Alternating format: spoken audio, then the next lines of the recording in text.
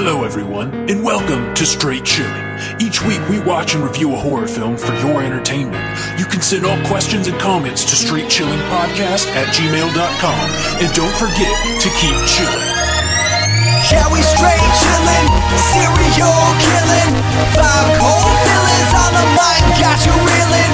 5-star ratings from the floor to the ceiling. If you get your 1 star, no time for feelings. Got a team and DJ, all the 1s and 2s. By the name Elsevier, so don't get confused. So grab a seat by the fire, roast them all with 2. And prepare to hear the legend of the Straight Chillin' crew. What up, nerds? Welcome to another sunshiny episode of Straight Chilling. My name is Bob, and I'll be your host for the evening. Before we get into the review, I'm going to introduce everyone else on the show tonight. We've got a crew. We've got a deep crew. Squad is so deep.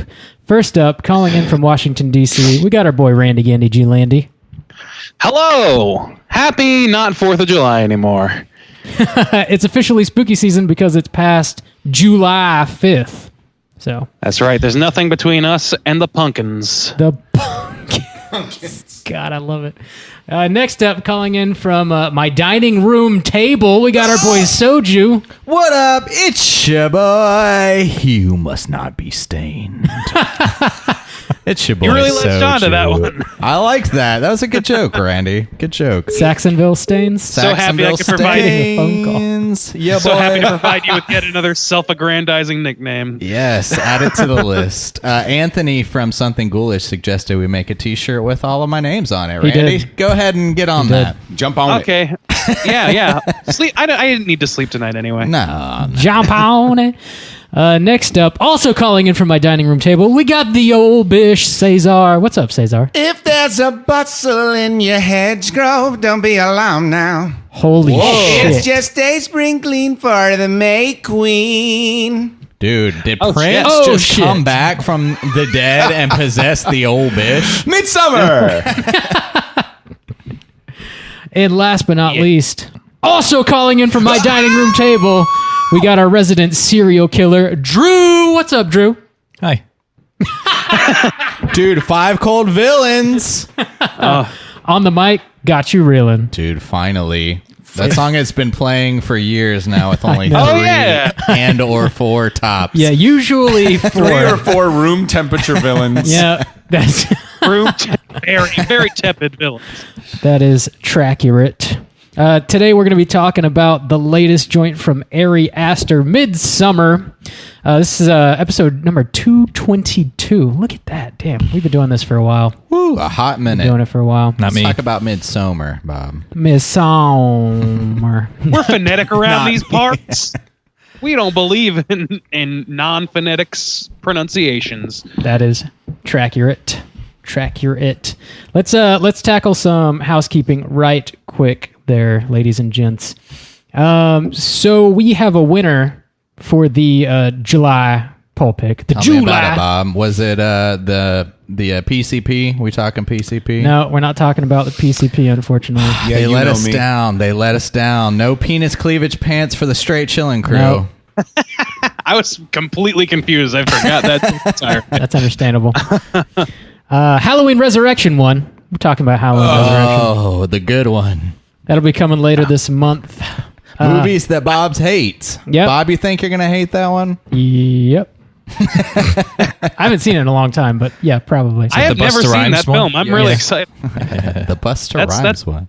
It's going to be a first for me. I'm excited to see how Busta Rhymes and Michael Myers play off each other. And Tyra Banks. Ah, yes. It's a dream. And Tyra's in it. Yeah. Oh my god. Yeah. Is she smizing or no? She's God damn it. Why are we talking about this fucking movie? Hey, come back next week or whenever. We're going to do it again. Yeah, or whenever. we got to give the people what they Whenever want. it is. I don't know. It'll I be don't in a few follow weeks. schedule. It'll be in a few I weeks. love it. But the August poll pick is now posted on our Patreon website. If you support us at the $5 level or above, you can vote on a movie we're going to talk about this August. The theme for the month is 90s horror movies, and the 3 movies up there you can vote between are going to be Thinner, Scream 2, and Army of Darkness. Oh, Bob, how those Thinner? numbers looking? Army of Darkness is killing it. Scream is sitting at a goose egg, and Thinner has a few votes. Hail to the king, baby. Hail to the king.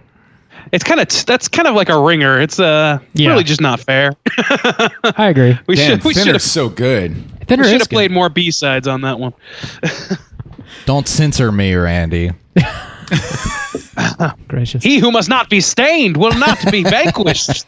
Saxonville Stains. Saxon Stains? I like that. What the fuck? I don't know. So, quick shout out. We got a new Patreon supporter. Big thanks to Danielle from the Ghoulish Cast. Thank you, Danielle. Yeah. She plays some awesome Vigi games. Check does. them out on Ghoulish Arcade at twitch.tv/Ghoulish Arcade. Yeah. I think.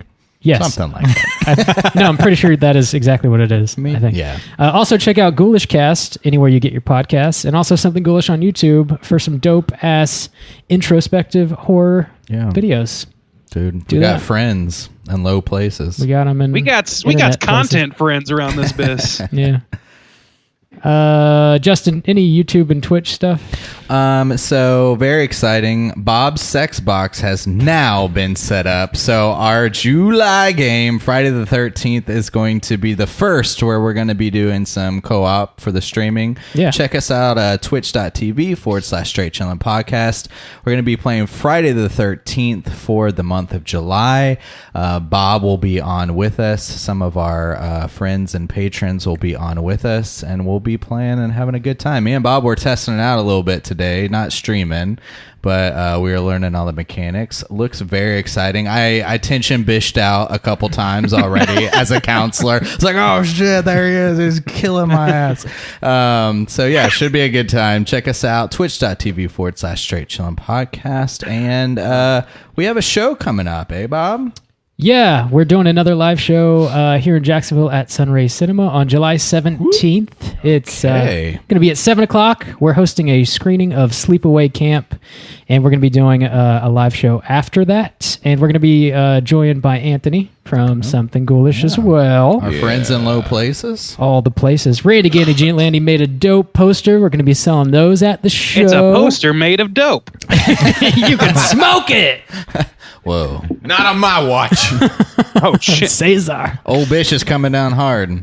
I'm conservative. The Dope Patrol rolling through. Whoop, whoop. Yeah, we got some free stuff we're going to be giving away. We're going to be talking to some of the people in the audience. It's going to be a good time. Come hang out with us at Sunray Cinema, July 17th. Okay.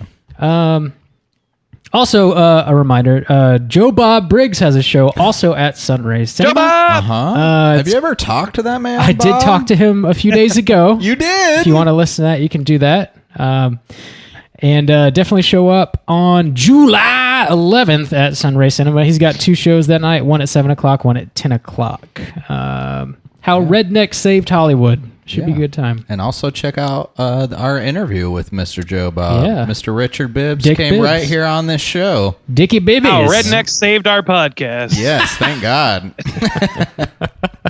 We were going way down in the hole. Boy, so far down in the hole. Way down. Anyway, sorry. But yeah, that's it for housekeeping. Let's go ahead and talk about what we've been watching this week. Hey gang, what you been watching? Randy, what you been watching? You know, it's been a fucking crazy week for me this week, so not a ton. A little bit of King of the Hill here and there. A little bit of Last Man on Earth here and there. I watched the first episode of a true crime show on Netflix that just dropped called Exhibit A. Has anybody heard of this? No. Nope. It's about sort of like forensic evidence, and each episode sort of focuses in on like the pitfalls and dangers of using specific kinds of forensic evidence. And the first episode is about this dude who it's very ambiguous as to whether or not he actually robbed several gas stations, but the forensic evidence is of in-store video, so it's video documentation. And they had this guy basically say, oh no, he looks like he's like 7 foot tall, or it looks like he's like 5 foot tall, but he's actually 7 foot tall, just like your suspect. And it really doesn't add up very well for my taste. And that guy's from Jacksonville, Florida. So Well. Represent. So there's that shoddy forensic. That's what we're about. And then we watched Hereditary. So that's about it. Not a ton this week for me. All right. Cool. Heavy. Very cool. Juice, what you been watching? Dude, I had that long 14-hour flight, so I got lots of things to watch. Luckily, they had some HBO going on the options, American Airlines. Here's the kick in the nuts, though. So I started watching True Detective Season 3. I've been meaning to catch up on it. Everybody tells me it's amazing. I'm very excited to kill a lot of time on the plane with this new season, so I start watching it. Very good. I'm really getting into it, loving it. 5 episodes deep. Here we go. Let's go. Stops. They have 5 episodes of like a 10-episode season or something. Like, it's not 5 episodes, more than that. So now I'm just fucking left being like, well, goddamn, I want to obviously finish this show. They got you. They got me. He who must not be satisfied, Stains. I know. I was left blue balled there. So I got to catch up on the True Detective. I caught back up on before 4th of July. I watched season 2 again of Stranger Things to kind of remind myself a little bit. I had like completely forgot about old Cooter brother, old Billy. And dude, they did a good job capturing the 80s Cooter. Not only are they capturing that 80s vibe, they got the Cooter on lock, man. That dude, nailed it. Yeah, I'd like completely forgotten about him. Wait till you see season 3. Don't tell it to the moms. Yeah. The Hawkins moms apparently all over the Cooter town there. Well, that's just one of their traits, sexual deviancy, Randy. You know how we track them. Yeah, that doesn't mean the sexual deviancy leads to people being attracted. Well. I'm going to say that, as for my money, I guess was it Will? Is the little boy the main boy? Uh-huh. Yeah. Is he the main boy? Or who's the He's one that goes stuck the one that keeps Yeah, Will. No, screwed all right, over. so it's Mike is the one with the dirty mouth. Mike's mom, hottest person on the show. As Whoa. far as I'm yeah? concerned. But I'm the oldest. The old MILF hunter over here. Okay. Well, you got to start sporting your hair in the 80s do-up with fucking one earring and all that shit. Yeah. Watch you got to me. do the George Michael. I'll go straight Cooter on this. Yeah, you need the sweet, thin, old school Rat bob stash? Yeah, the old school high school bob Rat stash. You should pick That's fucked up. You should pick a nice Southern rock song as just intro music. So like, here I go again. Oh, shit. Every time you walk in the room, it should be playing that song. I agree. That's you. That's how you get her. I forgot Randy Gandy G. Landy could sing. Oh yeah, He's got killed it. pipes. Got the Yeah. pipes. So that's what I've been watching, catching up, and I'm still behind. Everybody else is blowing me out of the water. I've seen like 1 episode of Stranger Things. I haven't 3, seen but any. Okay, we'll be talking about it in a couple weeks. So I got time. You'll be talking about that mom a little bit more. Hell yeah. Let me tell you. Cesar, what you been watching, man? Well, I think I had mentioned to you earlier that I had basically exposed Sarah to the very first Friday the 13th movie because she had never seen it. Whoa. Yeah. Good job. I knew. You know, it's job. funny. As soon as I did it, I knew somewhere you were smiling. Like it was like, yep, somewhere Robbie's happy. The world's aligned. Exactly. Like all the planets. Yes, it is Midsommar. Yes. It is. But yeah, I'm going to ride that joke till it dies. It's already dead. But yeah, I just forgot how well shot that movie is. Like for the budget they had, and dude, Sean Cunningham's a good director. Like he's pretty good. Like he made shit work with nothing. Like with a pubic hair and a meat pie. That's what he had for a budget. Sometimes he's had to MacGruber that shit. Yes. So I was watching that, and I'm subsequently going to keep watching Friday the 13th movies. Hang on, was Sarah like, God. where's that big strong man in the hockey mask? Well, she knew because she's a big fan of Scream. Okay. So that movie spoiled it for her. Yeah. But she still enjoyed it, and she was still genuinely creeped out by Jason Voorhees' mom. Like she's like, oh my God. She's great. Like, this actress is selling it. Yeah. When she's like, killer mommy, like doing all that, like I was like, oh, nope. I love that shit so much. It's good. It's like reverse Psycho. I love it. But Reverse Psycho. it is, right? Like she's that's possessed good by observation. her son. But the thing is that I started listening to this new podcast called Casualty Friday. What? What's sorry. their name? I'm sorry. How dare you? It's It's a Fangoria podcast. You know right? about it? Yeah. Yeah. It's got Felissa Rose, Tiffany Shepis, and Kane Hodder. And Nice. every Okay. Friday they just meet up and they release these episodes where they just talk about the horror industry and their career. And I imagine that gets pretty loose sometimes. it does. The weird thing is that I'm familiar with pretty much all those people, which I was kind of shocked. Like Tiffany Shepis has worked with the Trauma crew, and she's been in a few horror movies I've seen. And of course, Kane Hodder is Jason for. I think he took over after what?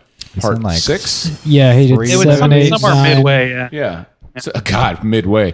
Yeah. So like, it's cool hearing him, and he's in his 60s. Is Yeah. he now? He is. You forget how old he is. He because looks great good. for his age. He too. I was going to say, Like, because he looks he's a so stacked good. dude still. Yes. And then, of Somebody course, has peed next to that man. True. Is that you, Bob? That is accurate. you True. peed next to Kane Hodder? Oh, yeah. What a delicacy. I did. What are you talking about? I did that. You did Was that? it Randy? Oh, God. I don't I know. gotta We take were all in the credit bathroom for at the same my time. I do Jason. know that. You peed next to Jason. What a luxury. I was adjacent to Jason Whoa. in the piece. Okay. It was great. Adjacent? It was All great. right. Did you sneak a peek, Randy? Nah, no. I wouldn't dare. He tried I to wouldn't look dare. over and it just went. Ch. Oh, God. I don't want So- to be hunted. No. So that's it. Just that podcast. It's really entertaining. I recommend it. Cool. Nice. That sounds... I might check that out. Do it. Drewby, Got the- what you been watching? Well, I most recently finished Stranger Things season 3. I Okay. don't want to talk about that since you guys are going to be talking about that. I mean, I mean, you can give a did you, general opinion. did you like it? Did you not like it? Or- Yeah, overall. Yeah. Nothing more. God bless you. The Man, a few words. Objection. I also this past week had finished rewatching all of Deadwood, the HBO series. Oh, really? Wow, yeah. Yes. How many seasons of that were there? 3? Just 3, yeah. Yeah. Oh, really? I thought there were more All than that. Okay. 12 episodes, pretty sure. Are they? Yeah, I thought 12. some of them, got short, but okay. The so- because HBO released the Deadwood movie to kind of wrap things up because the show was canceled yeah. whenever it ended, like 2007 or something That's like like that. how many? I don't know. That was like a really successful show for them to have backed off of that way, or it seemed like it anyway. I feel like it's gained more popularity over the years. It 'Cause definitely had. I didn't watch it until after it was canceled too. I Same watched here, it yeah. 2015. So even almost I like guess 10 years after it had been canceled. So yeah. Maybe people were preoccupied with The Sopranos at the time, but I really feel like it had a lot of clout, and for it to stop midway, it's kind of pretty sad. I'm glad that the fans got what they. Well, those had also coming, might be right? the Wire years as well. Was it when was Breaking that? Bad Yeah, also. I mean, there's a lot of good. I think shit it's out of that also a time. really expensive show compared to other than like Game of Thrones. makes sense. that does make sense. That might for make them sense, to do yeah. that whole town. They built that whole set. Oh, wow, like that main yeah. street. Well, they're doing Westworld up now, so fucking they ain't getting any cheaper. Yeah, true. But yeah, the movie, I watched the movie. Well, first of all, season 3 was way better than I remembered, and the villain of the show is maybe top 5 villains of any media I've Swearingen? ever watched. No, not Swearingen. He's like the Okay. anti-hero. I just It's, assume because that man has a villain's face. Yeah. No, the gold prospector, George Hurst, who's Okay. based on a real person, but very loosely. They just use his name as far as my brief research into the guy. Like he wasn't as Gotcha. evil as the show makes him seem. Yeah. But he also had a ton of money, so he could have rewritten history to make him seem not so evil. Who knows? Whoa. But yeah. Ooh, that's anyway, the goal. Yeah, the movie doesn't. It's a fine movie. It doesn't quite live up to the time waited for Yeah. it for the wrap up. It's- It just feels it's like a tough to long recapture episode. I was surprised at how much of the original cast they got in it. All but like I think two of the main cast members have died since the show was Oh, canceled. no. And then there's only one like still living that didn't return. And that kind of was maybe a detriment to the movie too, because they tried to give every character something. When with through the series, not every because character would have something in every episode. Yeah. But in this movie, Right. like everyone is involved, so it's kind of bogged down a little bit. But Well, Makes sense. yeah. it was definitely good nostalgia bait, for sure. Now, when you say bait, I'm going to leave it right there. Randy. Okay. I had a good night. Well, God bless you. Cool. Anything else, Drew?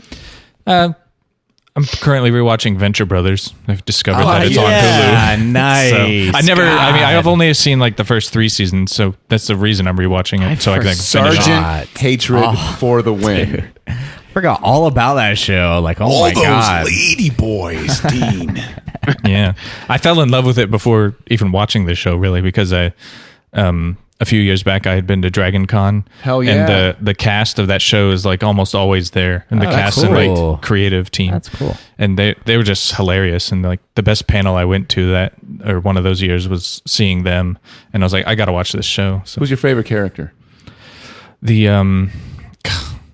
I feel terrible because I can't remember his name. It's like the Doctor Strange. Oh, Dr. rip-off. Orpheus is my character too. Oh, I love Orpheus. Oh, he's yeah. great. By the powers of the underworld. He's so good. Trina, there's a pudding pack inside the refrigerator. That's exactly. I used to have an app on a previous phone of mine where it was just quotes of Dr. Orpheus. Fucking great. That's an important app.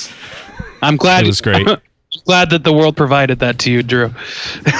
Me too. There's an app for everything. Sweet. Cool.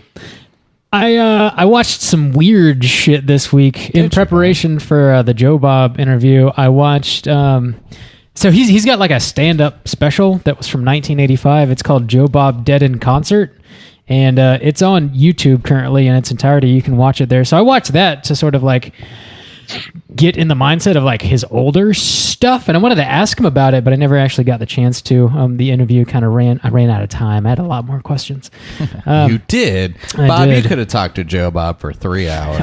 I could have. Yes, you are correct. But yeah, I enjoyed it, man. It's crazy seeing him so young, and his comedy back in the day is even more blue than it is like on the show. It's like watching him say some of the stuff, you're like, oh, okay, it was 1985. Wow. But he's pretty funny. He's a really funny guy, obviously, and he does some songs like full on sings. He's in the old Nick Offerman. Yeah, he's got a few numbers that he does in there. So I enjoyed that and recommend checking that out. Actually, at the very beginning of that stand-up special, he has this like he swears the audience in. He's got this little like drive-in oath that everybody repeats after him, and the clip of him doing that is used in the intro for the first episode of this most recent season of The Last Drive-In. So you can see that. I'm sure he would take exception to calling it his little oath, but did I say it'll little? be fine. I don't know. It's actually kind of long. You did. Oh, you did. Oh shit. I also watched one of Ari Aster's short films. It's called The Strange Thing About the Johnsons. Yeah, Rob's got me intrigued on this one. Yeah, so this came out before he made a feature-length movie, and it's about 30 minutes long. So 2 years ago. Seriously, yeah, probably 2 years ago. I don't know the exact year it was released, but it is wickedly fucked up, like real fucked up. It's not gory, really. But it's definitely about a family that is falling apart, and I don't really want to say anymore. Just watch it. Yeah, Rob pointed out, he was like, Where did you man, watch this it? dude must have like some really fucked up past. It's on Vimeo. If you just search for The Strange Thing About the Johnsons, it'll pop up and you just hit play. It's free. Yeah, you can watch. He's got a few other shorts. I watched one other one. The rest of his shorts are like, between 5 and 15 minutes long, but this the longest one is A Strange Thing About the Johnsons. About a half hour. It's totally worth watching. It is super dark. Oh. Yeah. This guy's interesting, man. Oh boy. He's got some stuff going on. Oh boy. He's got some stuff going on. Right, Randy? Oh boy. Right? That's pretty much what I've been watching. I barreled through Stranger Things season 3. I did not intend to watch it, but I could not stop. It is enjoyable. Yes. Yeah. All right. So yeah, we'll talk about. We'll do a whole show on that. But good shit, man. Bring me back. Okay, yeah, you can definitely come for show. Maybe. But yeah, that's it for me. Let's go ahead and talk about the main event and start off with the back of the box. What's on the back of the box? Cesar, take it away. Man, what a pleasure. How do you guys want me to do this? Dude, can you do it Naked. Swedish style? I was going to do the Swedish Chef. That'll Dude, work. do it. Nice. Do it. That's a that good might not idea. be very informative. This but- is completely very informative, Randy. Thank you. Okay. Here we go. Bobby. Try not to learn anything from this, okay? Okay. Here we All go. right. Bort, gonna bort, try. bort, bort, bort, bort, bort, bort, bort. Bort, bort, bort, bort, bort, bort, bort. Bort, bort, slowly, bort, bort, bort.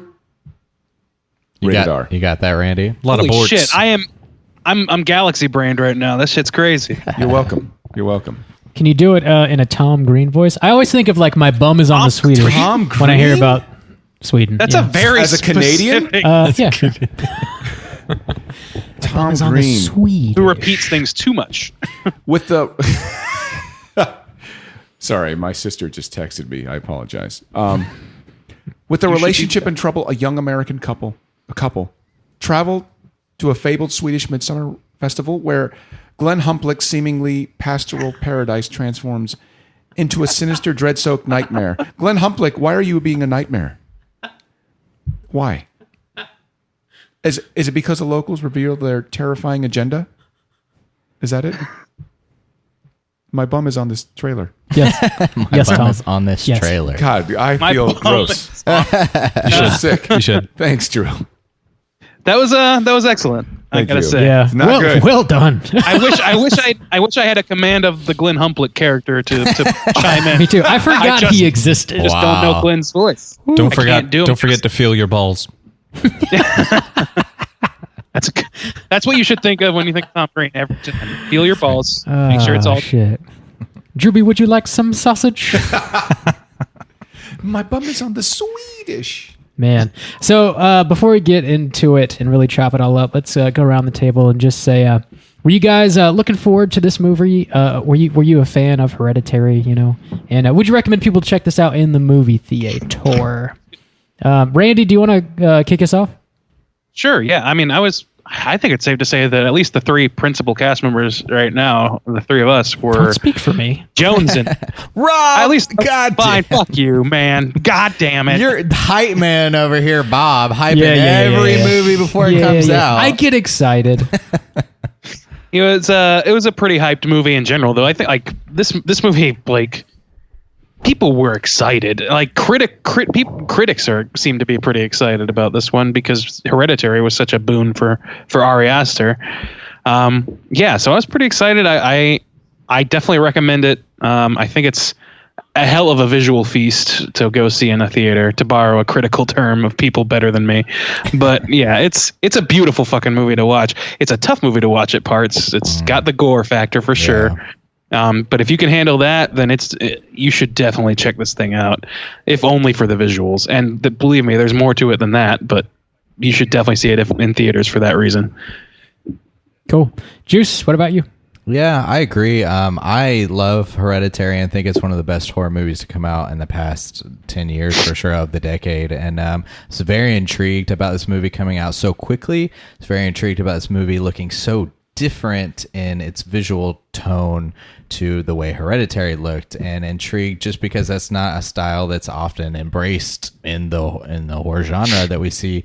So that was certainly exciting, and I agree. I would, if you're a horror fan, definitely check this movie out in the theaters. It looks fantastic just from a film standpoint, but at the same time, this dude deserves support as a filmmaker. This film deserves support as a horror film, and it's definitely something that you should experience in the theater if you got the stomach for it. If you like Hereditary, it is a tough movie to watch. This dude has a fucked up mind. I mean, he's Rob was right. I mean, something's going on. Like, this dude has experienced some shit apparently, because I mean, the things that he dives into are really fucked up. But if you're able to stomach it, if you're able to get through that, don't take your mom, with you. I would take my mom. I showed my mom Hereditary. There you go. But yes, I really enjoyed watching this in the theater, and it looks fantastic. Cool. Cesar? Man, so I'm going to say that Stephen King has this quote where he talks about people that are horror fans, and that horror fans are like gold miners, and that we still go even though we're not going to make a big score, right? But we're still going to pan the waters, and even though like for years we'll get nothing but shit, every now and then you'll get a little nugget of gold. Not a big nugget, but a little one. And that's just enough to keep you coming back. Ari Aster I would say Ari Aster, Jordan Peele, a lot of these new generation of horror directors now are kind of that little nugget. We're seeing that sort of resurgence where the genre is not just exploitive. It's being used as an art form. And this movie kicked me in the balls in the best way possible. I was so happy to see it. So yeah, I definitely recommend people see it in the theater. All right. Drewby? I wasn't necessarily hyped, but was looking forward to it because I liked Hereditary. Didn't love Hereditary, but yeah. Amongst most horror released in the theaters nowadays, it's definitely something to look forward to. Yeah. And did enjoy it. And I would recommend the theater in the matinee showtimes because a couple seats over, the senior couple whispering and making shocked gasps was very entertaining. Nice. Bob went to a pretty early show too. We went like 1 o'clock. Yeah. We heard a lot of laughs because we also got a lot of laughs. Theater. One specifically. We'll all at the same time. Yeah, scene. Yeah. We know the scene. Laughs that are like debatable laughs. Yeah. I was definitely a fan of Hereditary. I was looking forward to this, and there's definitely sort of a theme going on here. What with the cults and the family, the dysfunctional family, the family that's just like falling the fuck apart, to say the least. I do wonder like what Ari Aster is pulling from, like if he'd experienced some sort of trauma or loss. I mean, neurotic Jewish guy. Yeah, that's all I gotta say. Seriously, enough said. Dude's in his own head. He's a smart guy. Yeah, Woody Allen of horror. Dude, no joke. Yes, I like that. Seriously. Themes of loss and grief. There's a lot going on here, and it's dark, it's heavy, it's moody. It's not something that I can throw on any old day, but yeah, if you're listening to the show, you're a fan of horror, and if you're a fan of horror, you got to watch this movie for sure. It's beautiful too. You're certainly not a fan of us. Definitely not a fan of us. We've done our duty. Go watch it. Go watch the movie. Let's go ahead and drop that spoiler warning, and then we'll cut this bad boy on up. Spoiler warning. Ooh. Here we go. Here we go. Let's talk about some. The pie's got pubes in them. All right. And probably human flesh. That's just one pie. True, one pie. That's true. You got a good chance of not eating pubes if you're in this community. You will eat people. 40 pies, That pie's got plenty of pubes in there. He took one bite and found one pube. For every bite, there's at least... She's been saving them. Dude, all I was thinking was that scene in Family Guy where Meg has a crush on Brian, and she made a pie with her hair in it, and she's like, part of me is inside of you. Oh, God. And he's like, God. He just puts the pie away, and Stewie starts eating it, and he's like, you're eating hair, Stewie. Let's start from the beginning. Jesus Christ. Yeah.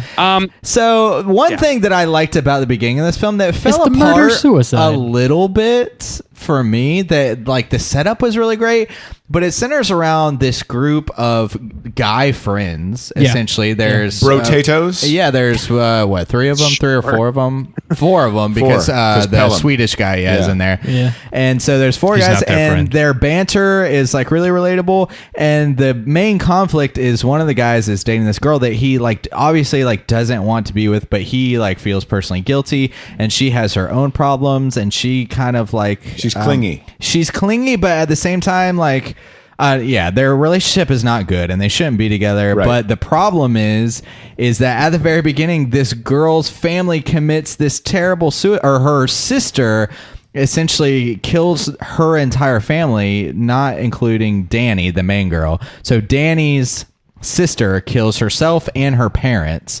together in this house using the cars. She turns the cars on the house, jacks up these hose to get the exhaust into their bedrooms, and they all die. So now Danny is like already clingy, and like Christian now can't break up with her.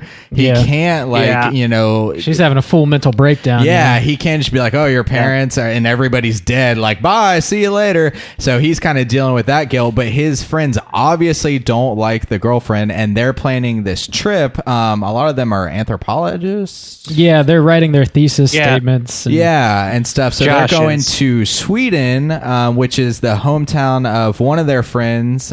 He's taking them, and then Christian feels like so bad that he invites Danny, the girl, to go along because their family has just died.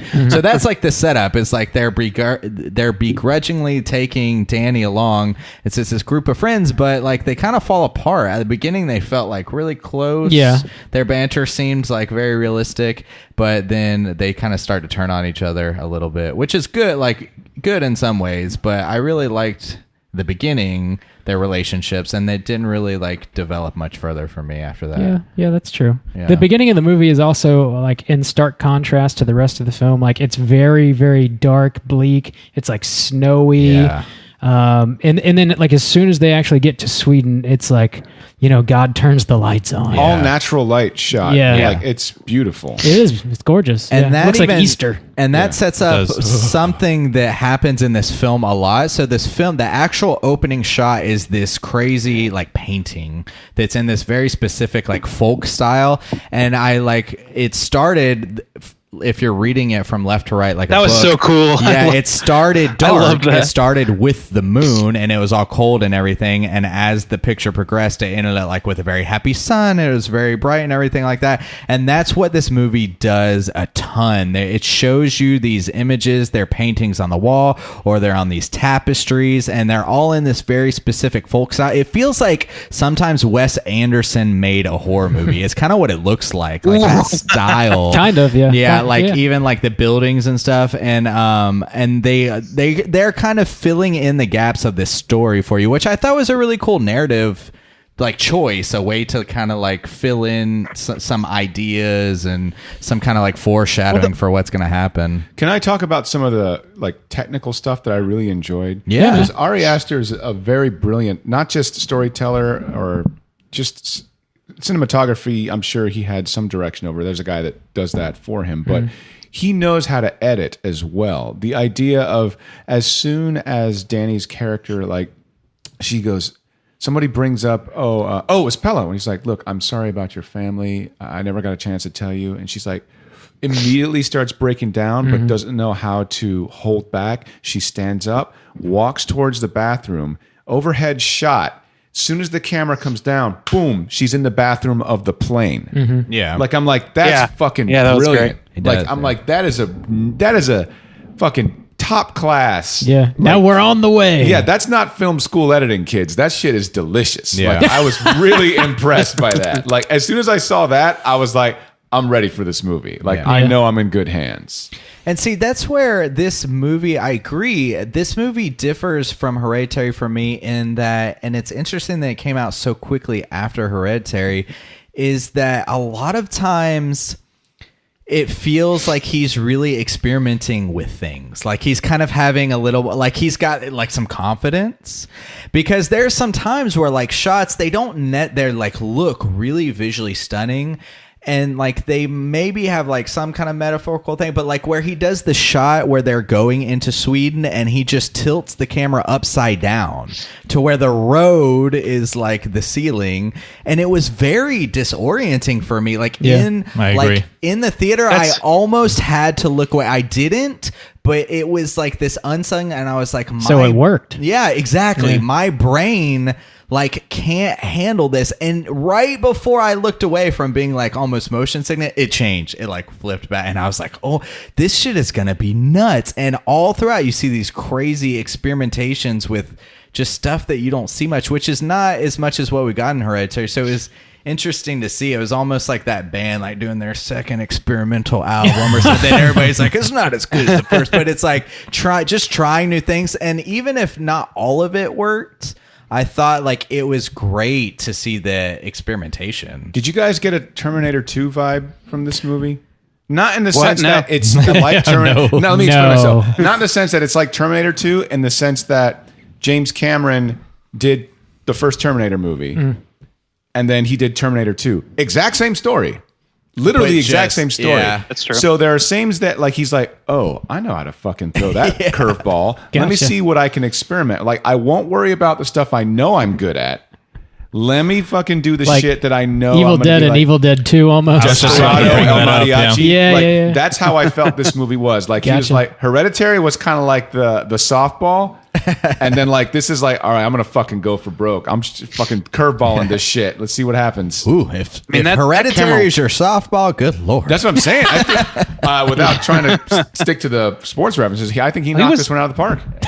He was already kind of on top of like he definitely experiments maybe a little bit more with the wide shot and just the transitions and things like that in this movie, but he did that a little bit in Hereditary too. I mean, that first shot of Hereditary is them zooming into a toy box room that turns into a real room. Like shit like that is played throughout. Yep. Yeah. And so I think that's kind of like it's hard to say from 2 movies only, but that's kind of his signature thing, is like that fucking dope ass transition logic that he has going for him.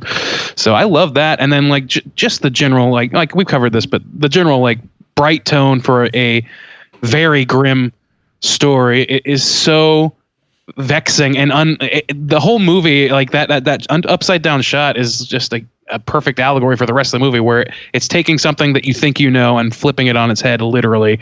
Like, it's very seriously like challenging your assumptions about the daylight. You know what I mean? It's good stuff. Yeah. So I guess we could talk a little bit more about how the story progresses. So this group of friends and the girlfriend, they go to this like kind of almost like hippie community. So Pella's from a small village that also that doubles as a hippie commune, right? Yeah. Like, they grow their own food, they have their own system of beliefs. They're very, very remote. Right. They don't go to the outside world for anything. You find out Pella was kind of an orphan himself. Yeah. So this community sort of like embraced him, and they're his family. Like, everyone he calls brother and sister. And upon first meeting them, they seem pleasant and even kind of jokey. Like, the guy's like, I've got my frock. How's it look? You know? It's a cult. It's like a really nice, pleasant looking cult. Yeah, it looks like paradise, and it's not one of those ones like you get the Ty West, like the Sacrament, where it's like you're like, Jones. where they're exploiting people. It looks like paradise, and like the shots that they do, like when they first come through the gates, or actually the first experience they have is they just go and they all take a bunch of drugs in the hills. They eat a lot of mushrooms. Yeah, and it's like the Swedish hills, and it's like looks like fucking picturesque. My bum was on the Swedish. Yeah, I mean, it looks amazing. Speaking of the drugs, the way that they shoot the drug usage in this movie, like the way that they like they have things like trees are breathing, they have the bark moving, they Her hand has just sort of like on it. Yeah, exactly. Growing through it, like, I think that's a really fucking interesting way to show that, because it's in like the cheap dollar store version of that is sort of like having like a tight shot of the face or something as somebody bumbles around. That's the thing, or something man. like that. I think you hit on the mark why I like this movie, and that it could have been a straight up 4 college students go to a cult. They don't see what's this could coming. have been like the ritual, or like, you know, that's not. But even the ritual, like, I don't, I thought the ritual, it definitely doesn't compare to this movie. The ritual wasn't terrible. I don't mean to like diminish it, but it was. But what different. makes that movie good is that it's not about meeting a Jotun in real life. It's about this dude coming to terms that he left his friend to die in a fucking convenience store. Yeah. And this movie isn't about fucking bunch of college kids going to Jesus camp. And they're fucking crazy ass Swedes trying to murder them. It's about homegirl dealing with codependency and family issues. So it's like, fuck, everything else just is icing on the cake. Like, I think we were all talking about the pictures on the wall and trying to like look at them and be like, oh fuck, what was that one? Yeah, you're trying to remember. Everyone was a Metallica album cover in intensity, and you're like, what the shit is that? There's a lot of like like pieces promoting this film in like Vanity Fair and shit that are talking a lot about sort of like the roots of this movie, or like where they're pulling some of these ideas from. And it turns out that like not a ton of what you see in this movie in terms of like the dark stuff is actually like obviously in Midsommar. There's not a whole lot of like ritual sacrifice or anything like that, at least not in the Swedish territories.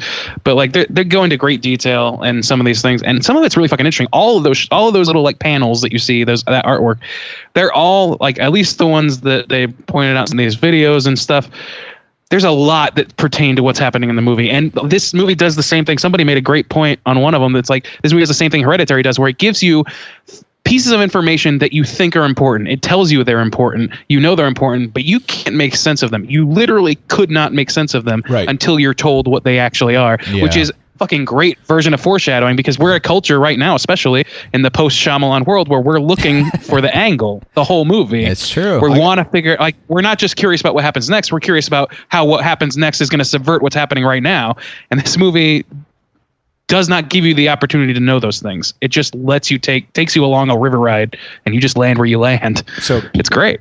Can I say that as a freaking like mythology nerd, when they name drop some ancient deities, like they name drop Ymir, who is like proto-Norse deity. So like Ymir predates Odin and Thor and all those guys, but he's kind of like the ancestor of all of the giants in Norse mythology. So all of like Jotunheim, like all that shit, Ymir's like Big Daddy Grandpa, and he is the oldest. Like, so they're like, I think Josh, who is the anthropology trying to write his thesis, he says, these runes, are they something? And then the guy goes, older. Oh, yeah. You know? So like that right there was like, and that's real. Like, that shit is like, oh fuck. The older the fucking religious system, the fucking psycho it needs to be in, I gotta get out. Like, I'm done. If Lovecraft has taught us anything, it's that old things are to be feared. Fuck yes. Hell yes.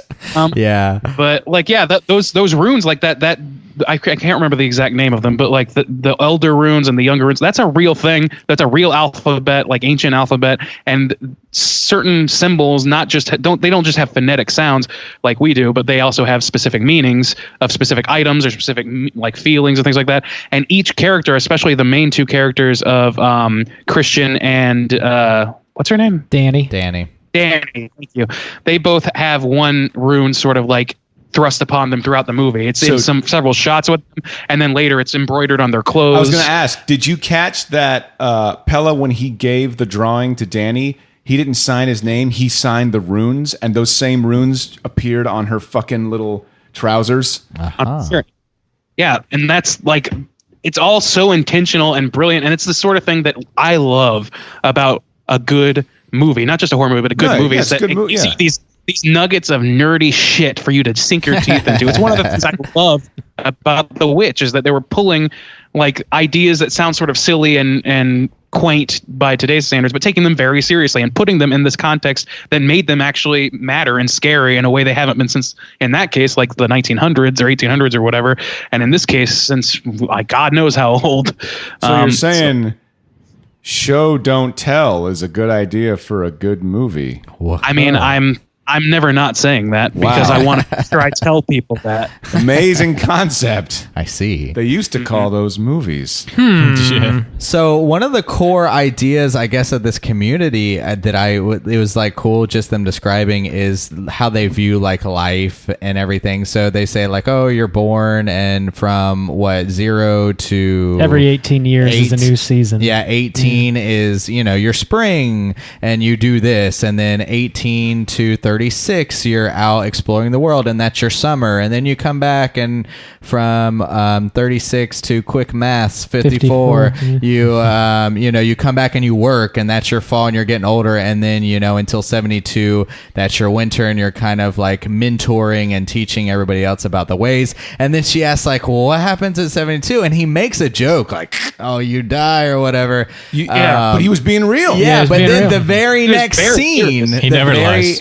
Yeah, nobody lies. Drew makes a good point. They do lie. I said he never lies. Oh, he never lies. Yeah. The very next scene is these two elders. They have this dinner, and everybody sits, and like the people, they don't know what's going on. Except Josh kind of knows. What a fucked up dude. Josh, like he says like this term, and he's like, wait, not a real blah blah blah, and he's like, oh, and everybody asks him like, what does that mean? He's like, you'll see, and it turns out it's just where these two elders who maybe they're 72 or whatever, they just climb up on this cliff and they jump off and they commit suicide, and one of them like doesn't die. Yeah, he jumps like feet first. The first lady, oh my, this is the first gore you get in the movie. Yep.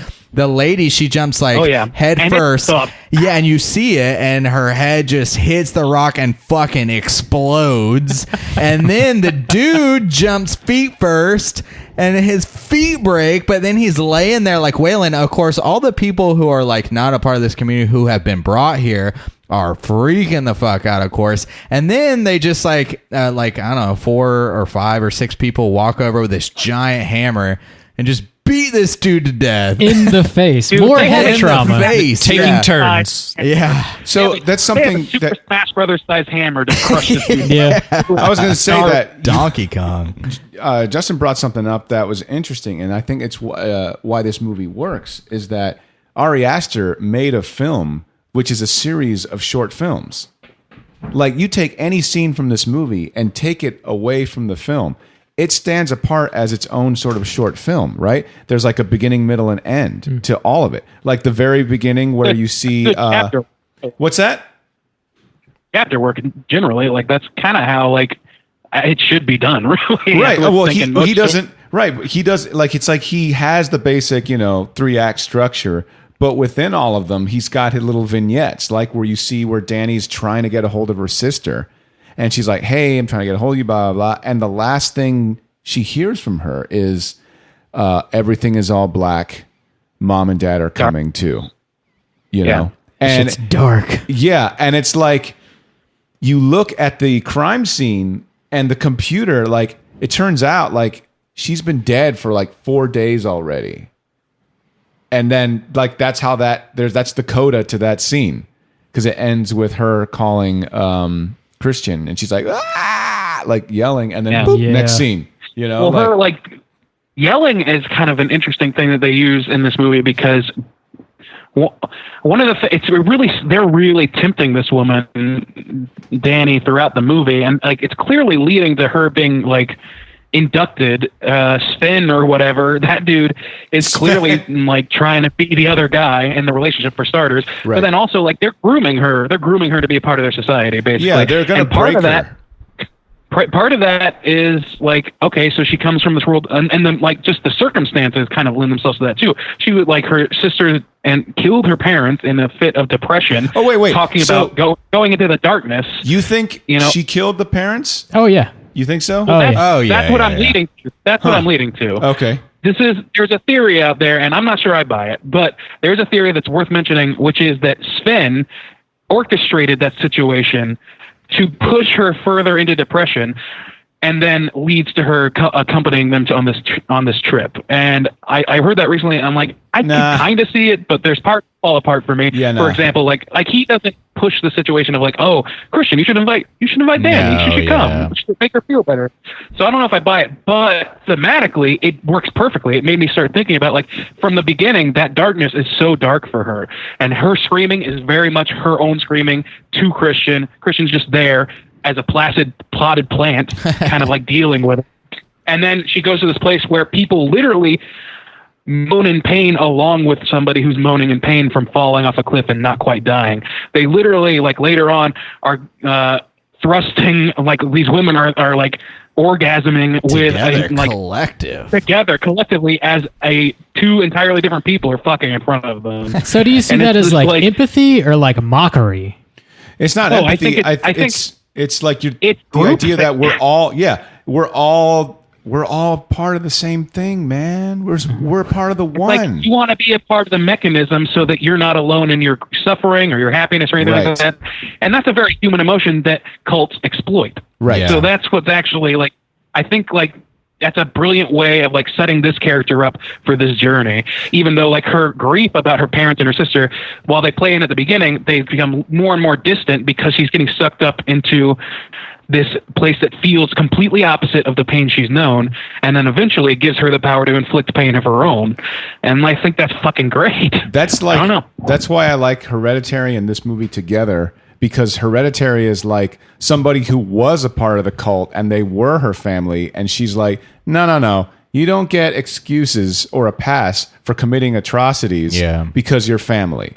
Whereas in this one, she's not part of the cult, but the cult is committing all these atrocities and saying, come and be a part of our family. And she really can't say shit because her own family... She's got nothing else, right? her own family are murderers. Yeah. She's related to a murderer, her sister. Yeah. And she took her own life, so she can't really comment on any of the nasty things that are happening in this commune because she would feel like a hypocrite. So they exploit that too without... Dude, that Pella guy, fuck that dude.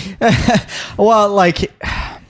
Which Potential guy? cooter. They also Shit. Potential cooter. Oh, so continue. continuing on, like I guess with the narrative, but they pick apart this group. They turn them against each other constantly. So you have this group of people. So like I guess the first death from the group is they kill the fool Mark, who pisses on the ancestral tree. They kill some randos, who are British Couple people. from London. Yeah, Connie and Simon, yeah, and I want to talk about them a little bit later because there's something about this film that bothers me a little bit, and it ties into that couple, and I want to talk about it like later because it has to do with more the end of the film and how I had some problems with it. But so the four main group, they kill Mark off screen. We don't see this chick just kind of seduces him. He's kind of a doofus. Like he's easily like manipulated. So this girl takes him off, and we later see that they have killed him and taken his face. Somebody is wearing this dude's face, Chainsaw Massacre style. Yeah.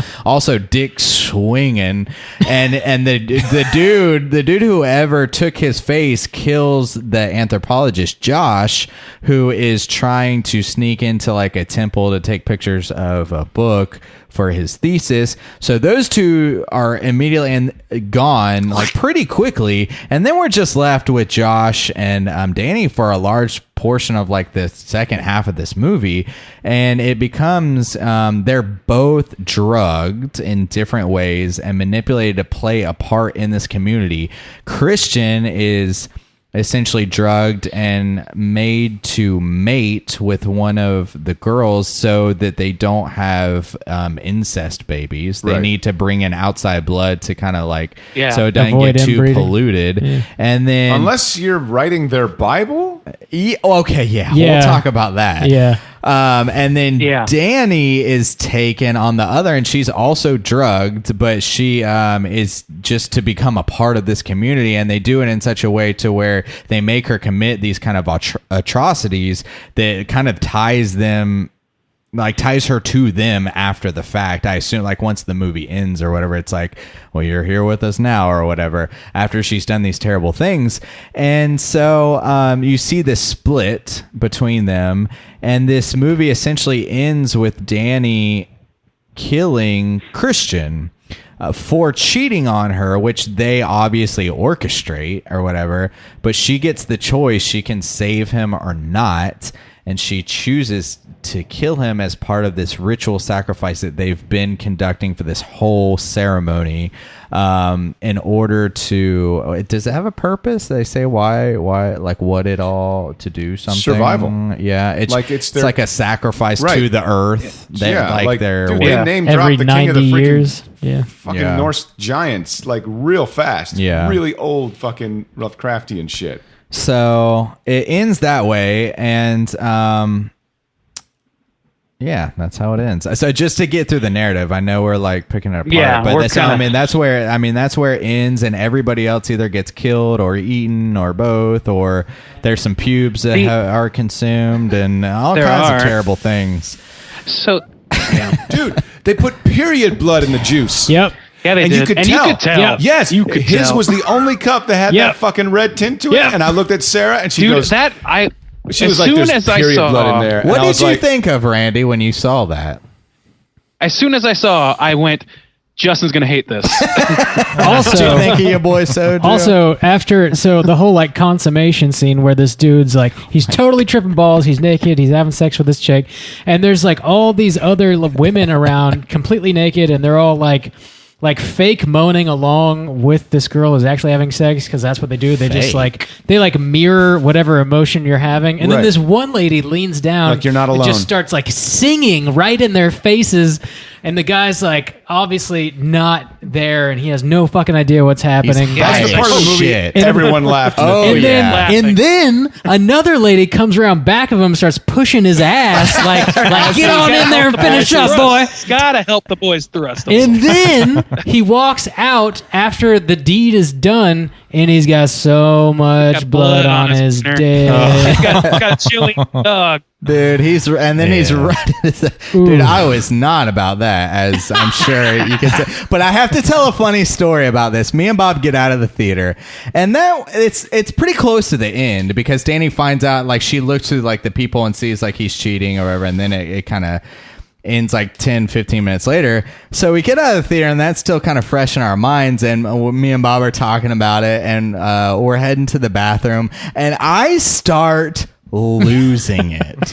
I like to the type of laughter where like I can't control myself. Like it just builds and builds and builds, and I'm just laughing, but I have to pee really bad. So I go into the bathroom, and I'm just standing at the urinal, just losing my shit. And there's one other, it's me and Bob, and Bob kind of feeds off my laughter a little bit, but I'm just losing it, trying to pee at this urinal. And there's this random dude at the end, and I just felt so embarrassed, and I was trying to pee, and it was just Midsommar. It was a ridiculous situation, but it was so. You act like that guy's never smoked weed before. You know he has. It was so fucking funny because that chick was just pushing on his ass, and the whole theater thought that shit was fucking hilarious, and it was. Erupted. It was- like, yeah, it was hilarious. It was and it's like, it's ridiculous. so oddly placed. It makes, I don't know. It's such an, not oddly, it's just so like, it's cathartic.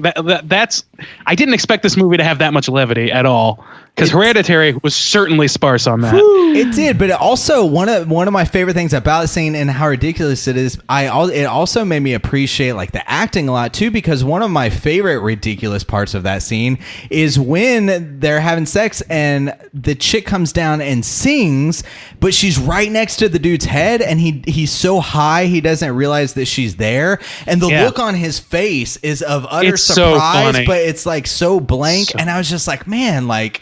That dude's doing a great job, because it's so ridiculous that this woman's singing, but he's just like, what the fuck is going on? Like, you can tell, like, it's not a malicious thing that he's cheating on his girlfriend. It's like, he is obviously out Not of that it. he wouldn't, but Not that he would. They kind of set him up. But it's such an odd Exactly. situation. Even he almost snaps out of it for that 1 second. Yeah, it's like, what the fuck? Can't snap out of it. His defenses have been literally removed. Yeah, so it was just, That character. that scene was nuts. So I want to That cr- ask Drew a question, because he's been kind of holding back a little bit. I got to ask. So what is it about this movie that you're like, yeah, I like it, but I mean, I liked it a lot. I was planning on getting to it a little later. Oh, word. My bad. when it fit the conversation, I guess. I don't know. Oh, okay. But I thought the crew, the main crew, was a little unbelievably stupid. Like the things they didn't notice, including what you mentioned, that the main guy's juice was the only juice that was tinted red. I would have been like, what the fuck? Like the one I hated the most, the stupid one that was always Mark. just trying to get laid. Yeah. Yeah. He was like, he was, aware enough to notice what he found in the pie was a pubic hair, but nobody bothers to look at the juice. And I was just like screaming in my head, like, what the fuck is wrong with your juice? Well, and there's And a whole tapestry I that asked they myself that question. There's a whole tapestry that shows that like they do this ritual like when they first show up to the community, they scale across this tapestry that shows young. I know they don't. The see only one it. that saw it was Connie.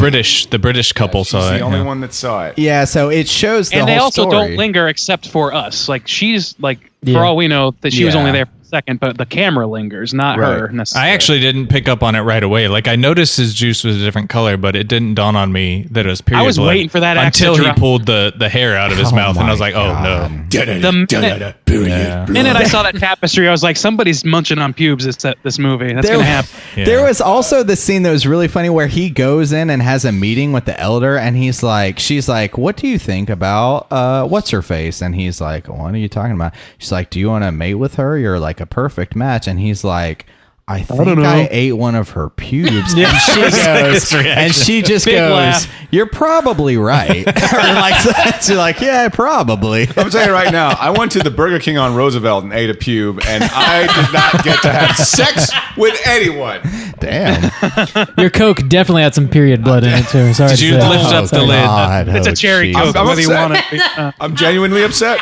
God I'm damn. upset, guys. The freestyle machine. You got add period there.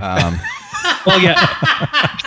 That scene is great, but there's so much in this fucking movie to cover, though. I wanted to talk is, about yeah. Josh, the character of Josh, I always want to call him Cheaty because I'm a good place. Yeah, I was about to say that. Cheaty. He's cheaty. He's cheaty, and I get like the fact that he's also sort of a nebbish nerd in this one, Yeah. but a little bit less so. I thought was interesting. It was just kind of, I don't know. I like that actor. I think he did a I do fucking great too. job. And I kept the problem was with his character is I kept waiting for his character as the anthropologist to give some sort of inside scoop to our main characters. Be some sort of harbinger. I didn't expect him to survive. But he couldn't. Because couldn't. it predates his area of expertise. Well, yeah, but he also disappointed me in a few other ways. Like Justin said, he allows them to go to this suicide without warning his friends, which I would certainly tell you guys if we were going to. Yeah, if we're all best friends, I'd be like, somebody might be committing suicide. And he's, tonight. I mean, and they have to explain this. Like, it's Becky had a interesting point of view on that whole scene actually, because she's worked in nursing homes and things, and she knows just how bad it can get, for a person. Sure. Who, and how some people, physician assisted suicide and all that stuff is like an option. Like it's something to be considered. But the way this movie does it, it's not something that is glorious. That's the moment. I don't care how good you feel about physician assisted suicide. You watch somebody's head pop on a rock, get the fuck out. Yes. As a group, do not separate. These people are dying around you, and you don't want to be associated with it on any level. Yeah. Because you're a smart person. So yeah, that's the part of the movie where I agree with Drew, where it's like, okay, guys, I don't care. You can debate the logistics or whatever of this later, or the philosophical bent. Get the fuck out and debate it, because you're only putting yourself in harm's way. You've already seen that you can't predict what these people are going to do, and it leads to death. Those are the two pieces of information you need to have to get the fuck out. So, but I agree with you. Ambition wins And the true. day. But And the I only was- thing is that, well, go ahead. Well, I was just gonna say it was unbelievable at how shocked they were to me. At least the British couple too. It's like I don't know the British couple has studied anthropology like the other four. I seriously doubt it. But I've studied nothing of anthropology, and just through pop culture have absorbed. Yeah. Like when you get into a group of people like this. That you already have Remote learned, location. You should know the involved context. with pagan gods. At least, there's likely going to be a sacrifice, especially when they're all standing looking up at the rock and the old people are dancing. It's like, this is obvious. It's hard to not put myself in that situation, and I would be the guy what the hello. Yeah. Yeah. Yeah. I think that's another thing that Justin has brought up before, and I always thought this was a smart observation. This movie also has the character suffering from polite idiocy, which is to say you don't want to offend anybody, so you're going to put yourself through a very uncomfortable and potentially dangerous situation to not offend those people. Well, the guy I even didn't says get that at all. Well, he says to the girl, Christian says to Danny, well, we put our people in nursing homes, and they probably he think makes the that's point, pretty right? brutal. So At maybe that we point- should accept. At that point, however, he had the pie.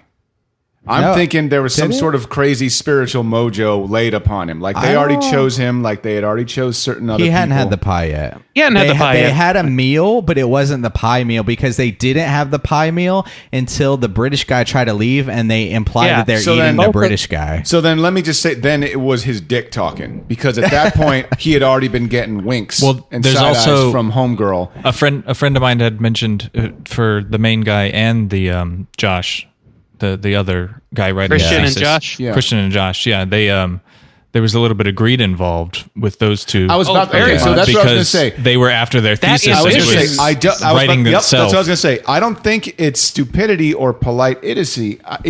I think it's ambition at a hubristic level that blinds them to the point where, like, dude, do you not see that this is and this is like you said, like it's a stereotype of academics too. You know. Yes. Yeah, Like, it is. It yeah, is. like I'm not an anthropologist by any means, but if I go to a fucking commune and an old dude jumps off and slaps a rock with his damn legs from 20,000 feet up, I'm gonna I see a fuck hammer. out. You're right, and then some dude with the damn fucking fertility hammer decides to slam Yeah. his face in for shits Fertility and grins. hammer. You know, Oh, you're. I don't ever want to hear about that shit. Anti-fertility hammer.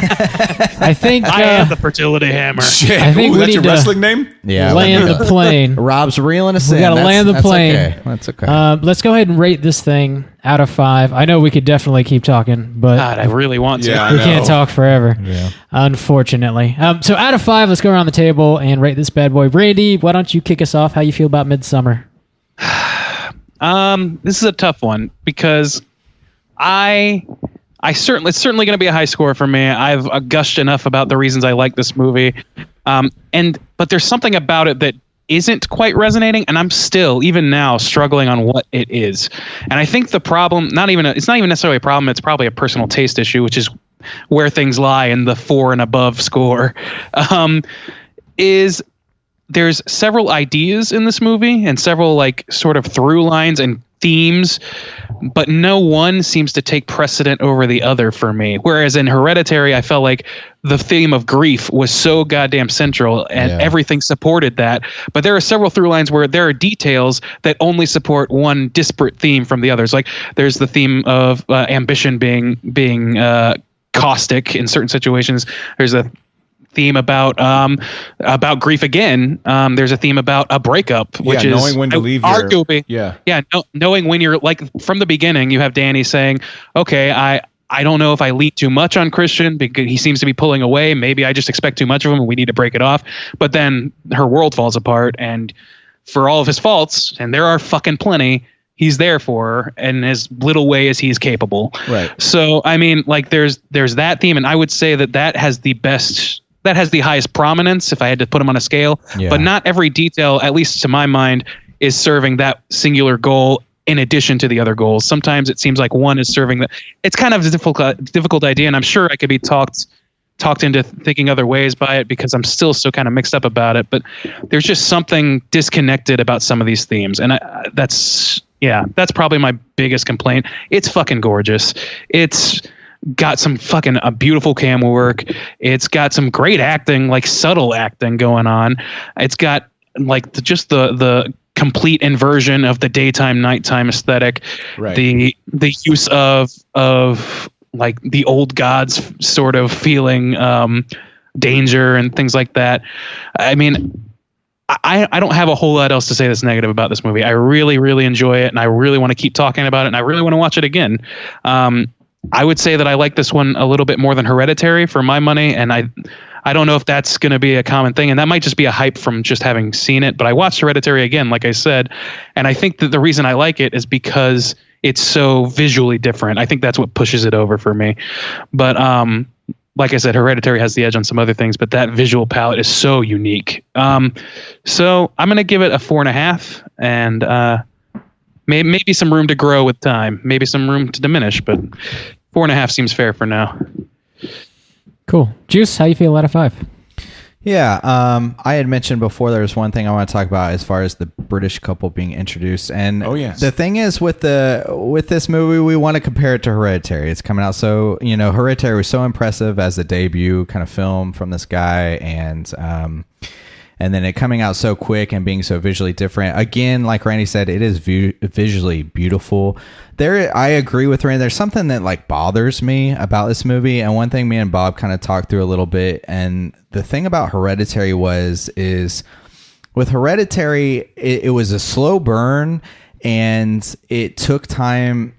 You like spent time with these characters, and terrible things happen to them, and when they do, I was able to really a part of the tragedy was like I felt for these characters.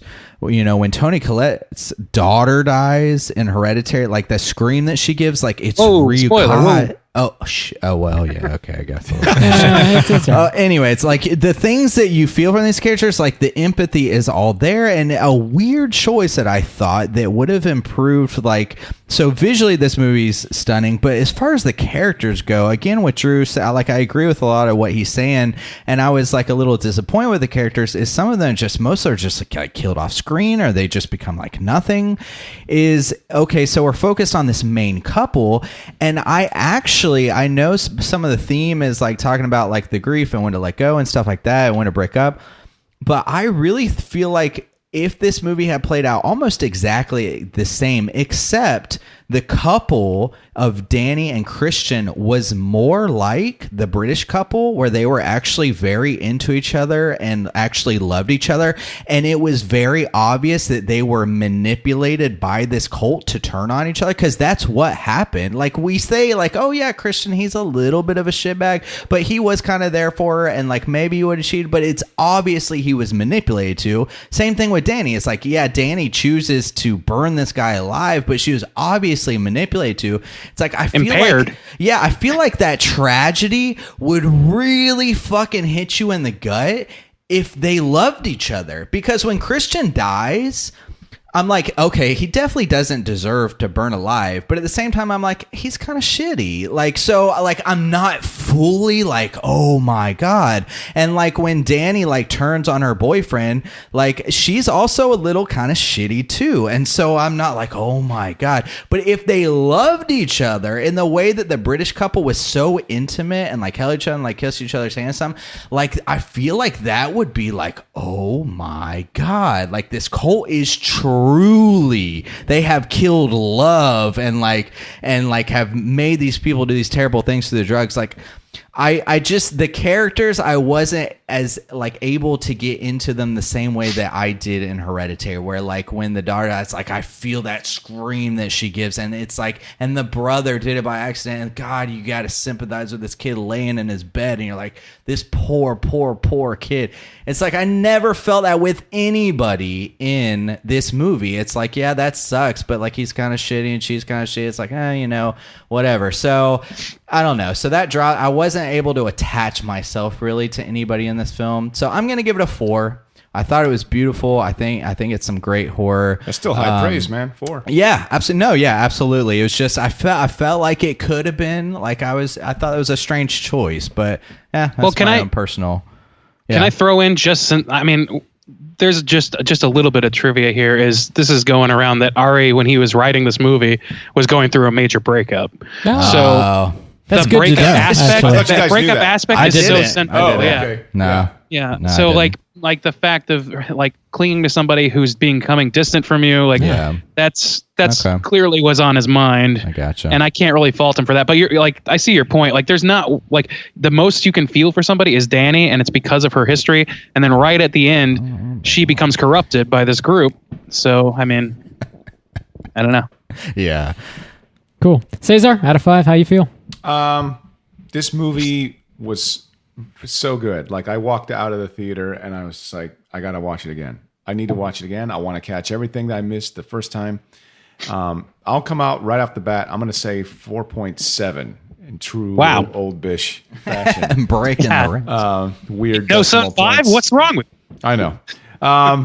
No, that score is reserved only for that shitty ass Christmas movie I watched.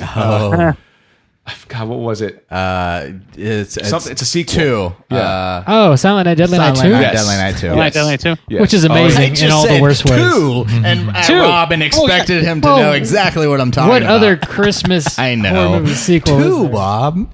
We have reviewed only one. Yeah, I love this movie so much. I thought, and you made a good point. Like just now, I didn't think about like, man, like, damn, that would have been fucking brutal. I think Ari Aster would have killed himself after the movie was done if he made the movie you just described, where he's like, love is dead, a fucking period in your juice, fucking pubes in your pie, I'll never find love again. Boom! You know, like, no, I God, that probably would have got a 5 from me. But still, I feel like this was like a Stockholm syndrome the way The Witch was. Yeah. Where like in the beginning, I felt like it reminded me of it's all fucking pagan shit. That shit is about the same thing. It's like fucking Stockholm syndrome in a mass sort of boiling like frog. terroristic sort of way where you're like, they're going to break this person down till they're fucking crazy. And then once they're like pliable mentally, they're going to be like, and now we'll form you and mold you into what we want you to be. Because guess what? Cults just don't magically have people that show up. They got to recruit. And if these people have been doing it since fucking all major religions existed, they probably got a good market on how to do it. You know, and they've probably stayed on the up and up by selling fucking douchebags like Bella out there to be like, I drew you a picture, yeah? And this picture is of you and you're a pretty girl. And leave your fucking boyfriend and come to me and be my fucking May Queen, you sassy beat. Oh, hey, how's it going there, Christian? I'm your best friend. And no, we were just talking.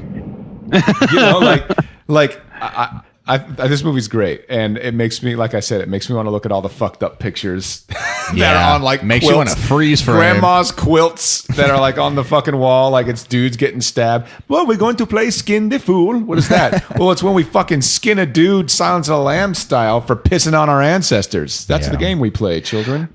There was face. there was some pretty apt.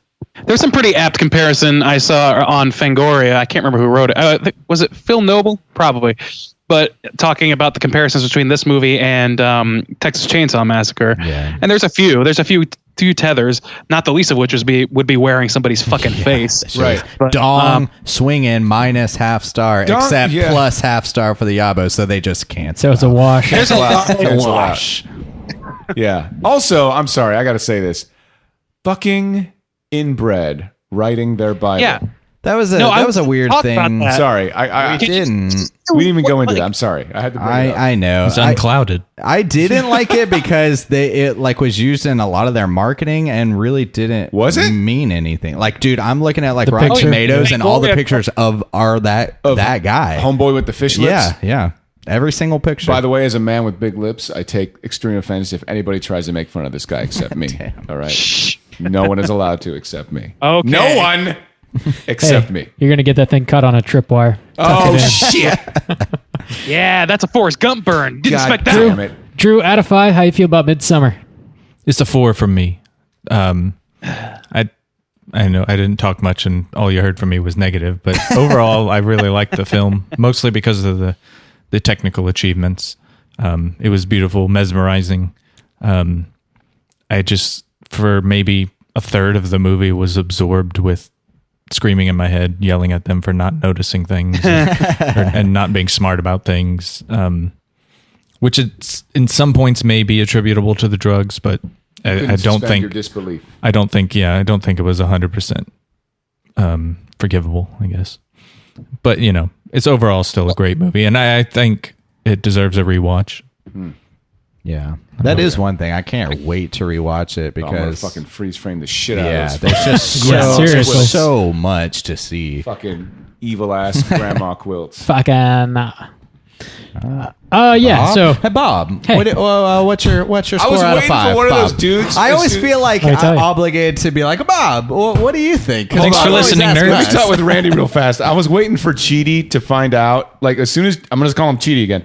As soon as Cheaty found out that their main prophet was a faggin' retard, like, I was like, I was waiting for him. That was my point for him to be like, you know how Cheaty is on The Good Place where he's like, okay, well, I'm leaving. Like, he just was like, I don't give a shit. Give me those sweet deets on that fucking crazy-ass Bible you have. He's very ambitious driven in this movie. And like, that was one of the things I guess maybe his character in Good Place infiltrated me too, but I kept waiting for him to like be able to like recognize something as what it was. And he never really did. He just was following his thesis. Period. Bortles. Like, Bortles.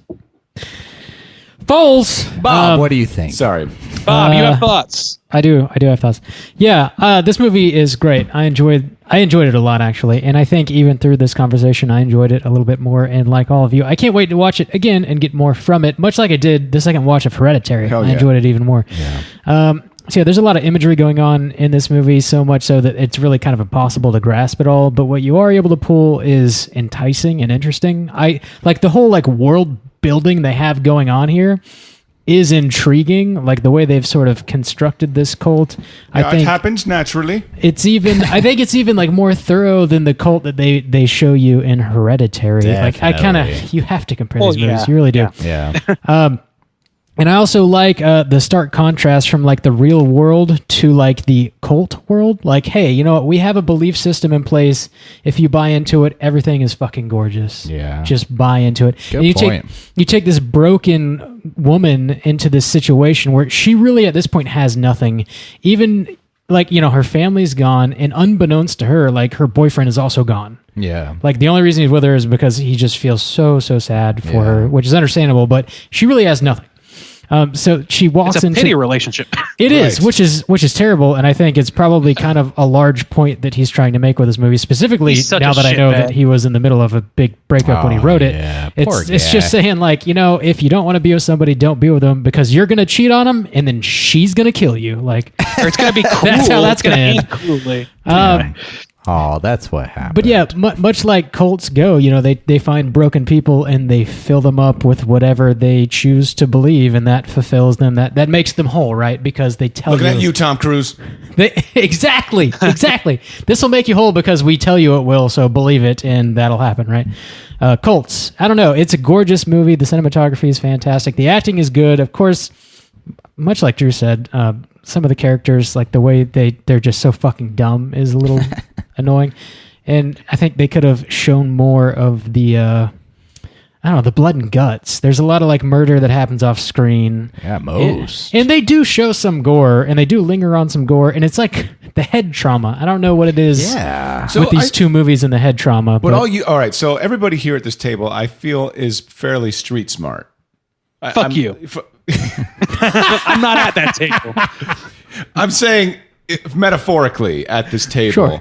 I got you. And I feel like we all know people that are really like extremely, not just a stereotype of an academic. That guy exists. That would be like, well, we don't know their culture, and then probably isn't all that socially capable. You know, like usually the guy that sits off and is like, no, I'll just stay home and play Fortnite. Yeah. You know, The way that like I they feel were like set that up at the beginning, it was a bunch of though. like those kind of people. Yeah. And Homegirl is the only one who, maybe Christian and Danny are the only ones that are actually fairly like connected to the real world, because she's connected through tragedy and he's connected through being in a fucked up relationship and he doesn't know how to get out. And Yeah. Lord knows they put the most work into those people. Those, Yeah. like, Yeah. Right. Yeah. And So Pele says specifically he's most excited for Danny to come because he knows she is broken already. oh right? fuck yeah. So all he he's has to gonna do get is say, that ass. Insanity. "Believe this shit." You know, she's All we gotta do is fill her full of opiates and Sure, yeah, exactly. display some horrible shit to her. I just think outside of their ambition, like their characters didn't like they didn't seem like academics. Like the rest of them doesn't fit that. yeah, Like the Like, academic stereotype. well, Like, I guess they seem that's like where- normal bros, especially. Right. That's I mean, where it fails. the other guy Christian, wasn't yeah. really overly ambitious like the other Mark, two. yeah. The Mark, Mark. yeah. Christian- he was like, well, I Mark- was yeah, like, Mark how is was- this guy a PhD student? Like, this is highly unbelievable to me. Yeah. Like, I mean, they He's never. the least unfortunately, fleshed it out wasn't that- character for sure. I don't think they ever really explicitly say he's a PhD student Not like the other Mark, two. but, But he does say, he references like that you he's look at writing this something on his paragraph? computer. Yeah, like Yeah. look at this paragraph. So I'm like, I guess he's like them, but He's the guy who wait. like Sorry. hates a Wait, bunch of Bob Wikis- So- is not giving his score out of 5. this happens every show. I think. I know. but that is okay. That's cool. 4.5 from Hell yeah. 4.5. 4.5. Hell yeah. yeah. So that's going to put our aggregate at a 4.34. Okay. Thanks, Cesar. four. What Right, was, 7. Bob, since we have to compare, does anybody have the spreadsheet on Hereditary what we ended It's, at? I can't look it up because it's on my phone. They call me which is the big. I'll look it up. Stand Randy. by. All right, Meanwhile, let's get into our Rotten Tomatoes let's segment. do it. Does anybody need to opt out? Certified fresh to death. Does anybody need Like- to opt out? I haven't seen Does it. anybody already know the Rotten Tomatoes? No. I did not look. No. Good. Cool. Wonderful. We're going to have a nice big crew today to play this game, which usually works with bigger numbers. So that's awesome. I'm going to go from my left to the right. If this is your first time listening to the Straight Chillin' crew, we are about to play our Rotten Tomatoes game where everybody's first going to try to guess the critic score on Rotten Tomatoes. Is it certified fresh or is it rotten? Total count on the critics. 223. Great sample size, especially for a new horror movie. That is a very high. I like that. So from my left to right, starting with Drewby, what do you think the critics rated Midsommar? 91. 91. Old Bish, what you got? I'm gonna say. I'm gonna say 86. 86. Project. Randy. Fuck yes. I'm gonna go with a 95. Can't believe you did 95. that. And Robert. 96. Wait, somebody already said that. 86. Yeah, I'm 86. Wait, what did Randy say? 95? Yep. I said My 95. price is right at 91, 80. I gotcha. 96. Old Bish is going to take it. Yeah. Oh, shit. We are certified fresh, ladies and gents. Gents, really? Just gents. It is sitting at a 83%. So, yeah, it is. Everybody thought a little too high of this movie. So the critic consensus for Midsommar is ambitious, impressively crafted, and above all, unsettling. Midsommar further proves writer-director Ari Aster is a horror auteur to be reckoned with. Yeah. Agreed. True, yes. Yes. Yeah. Yes. Yeah. So great for this guy. Now we are going to get into the audience score. Oozer rating, that is the amount of people who have voted on Rotten Tomatoes. The numbers have been going significantly down because they added a new system where you got to like prove you bought a ticket to vote or something. So whatever.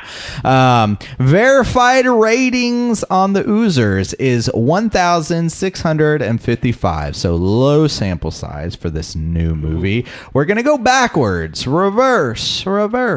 Rob, kick us off. What do you think the Oozers think of Midsommar? Let me take that 85%, please. 85. Randy Gandy G. Landy. I think a 90's fine. Nah, you know what? 80. Let's do 80. 80. Whoa, Bob. Yeah. Fuck you. Old Bish. Man, I think we might be the only people that really liked it. Just us. I'm for And real. all the critics, Like, apparently. I think critics thought that Ari Aster's like this indie darling. And I think, but average Joe, there's a lot more of them than there are of. Oh, what is this? Midsommar? Yeah, Why they're going to be am I like, Midsummer. Oh, it sounds like a fun fantasy film. Ah, yes. A fairy tale.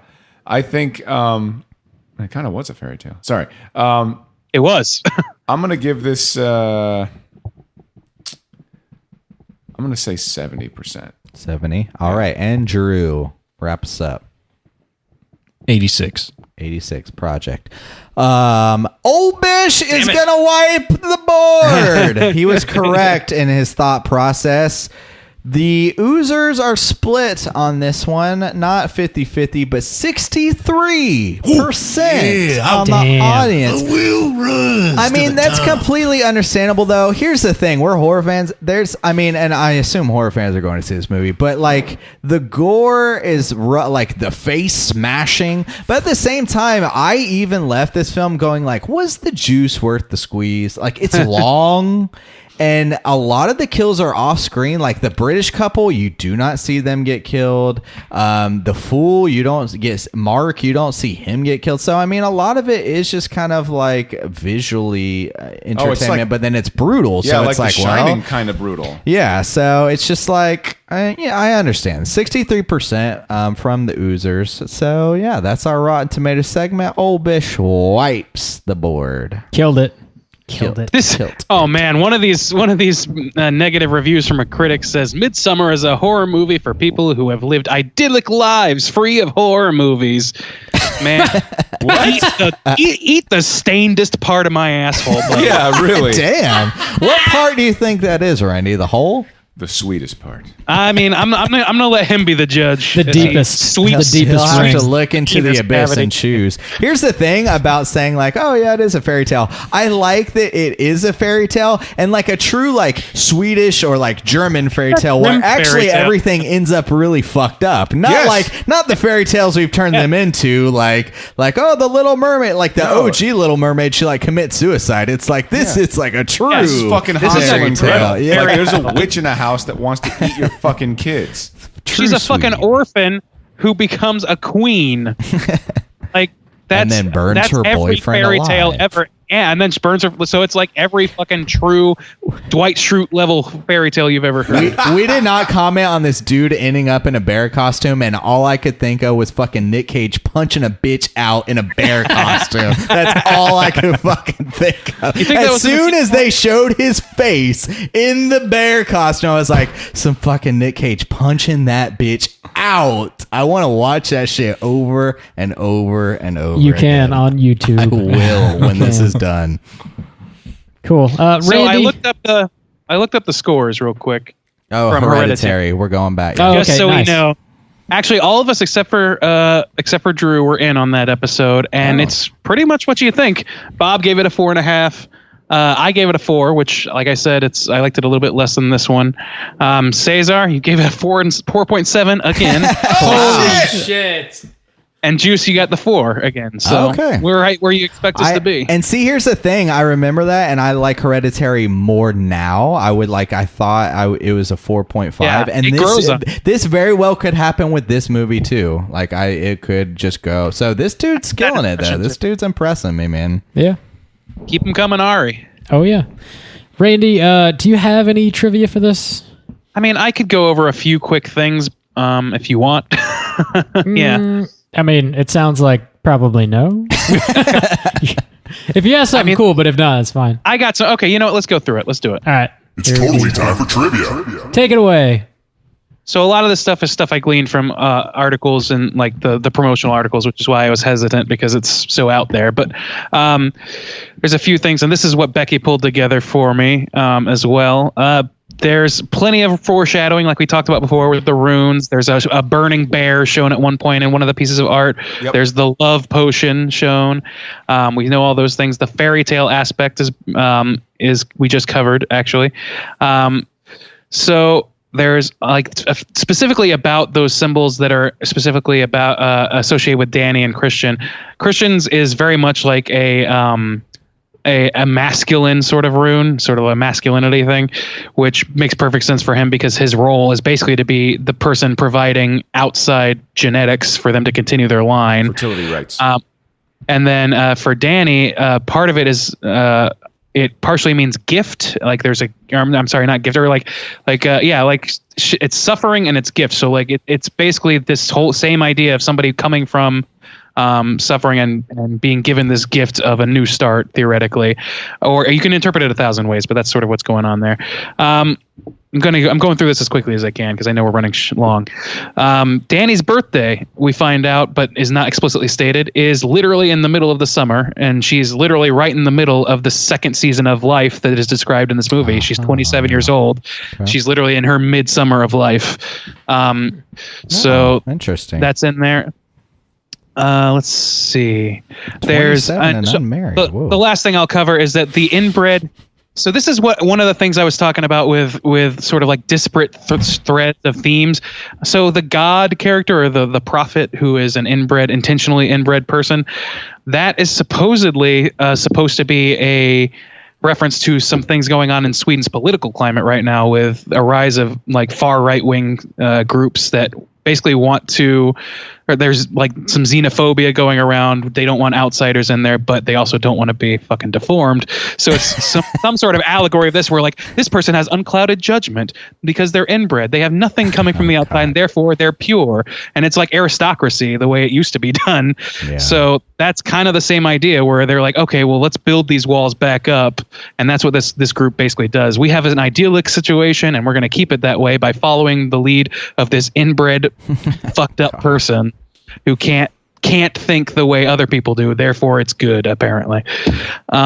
Yeah, so I'm going to cut it off there, but there's some really there's some stuff you could really dig into with this movie, and I really want to. Yeah. I can't wait for Anthony to tackle this movie.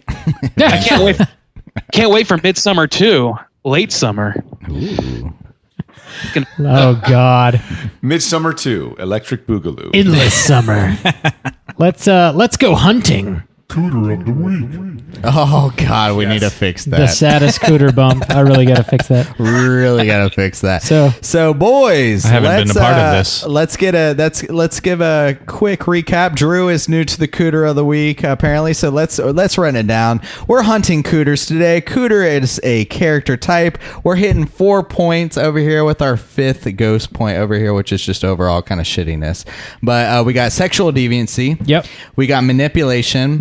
Smug arrogance. And it's higher. So who is our number one Cooter of the Week? Who hits the most points over here? Let's go round table. What's everybody thinking on Cooter of the Week? Fucking Mark. Mark. Look at the clothes he's wearing. Okay, Mark. He hits attire. all the points. On attire. Does he manipulate? Fuck yeah, he's trying to get his way the whole movie. With Danny. Everything. The Like, why are we situation? here? Can't we just blah, blah? Lay down. Everyone lay down. All right. Why aren't you laying down? Oh, when he's high, yeah. Okay. Sexual deviancy. Sexual faux deviancy. show. He's horny. yeah, that's a given. He's not trying to rape anybody. I mean, I wouldn't put it past him. And smug arrogance. Yeah, it's definitely fucking smug. Some, and yeah. arrogant. My culture's better than yours. Why are they so mad? Okay. I was just pissing. What? Exactly. Yeah, he does suck a lot. That's Fuck a good that point. guy. My immediate thought is it's obviously Christian. I mean, not just because he's one of the leads in this movie, but because his fucking pomposity is so strong. Yeah. Like his smugness is off the charts for me. He is very smug. The way he treats Josh or whatever. Yeah. Yeah, that shit. Like, I mean, and that's like the least of it, but it needs to be said that he is only there because Josh invited him because it was a part of his thesis. And he has had at least 6 months since winter when they were talking about him not choosing a thesis to choose a thesis and start it. And he decides to do it after he sees a person's head pop on a trip he was invited on. And then he lies to Danny and lies to his friends like, I invited her, but she's not coming. But I he's just such a shitbag for most of the movie. And they just take advantage of him being a shitbag, and especially to like Danny, because like he sticks around, like we said, we give him credit for that. Yeah. But that's it. Like he's never really present, even on the phone from the first second. It's like, is this guy even going to be in the movie at this point? Yeah. Like before you get truly introduced to him, he's just a voice on the phone. It's like, this sounds like a throwaway character. It doesn't even. I don't know. So like that was my first thought. But Mark's a good contender as well. But so is Sven, who may or may not have orchestrated everything, but currently orchestrated a lot of Pele. I don't give a shit what his name is because fuck that guy. Oh yeah, he's like a cooter on the sly.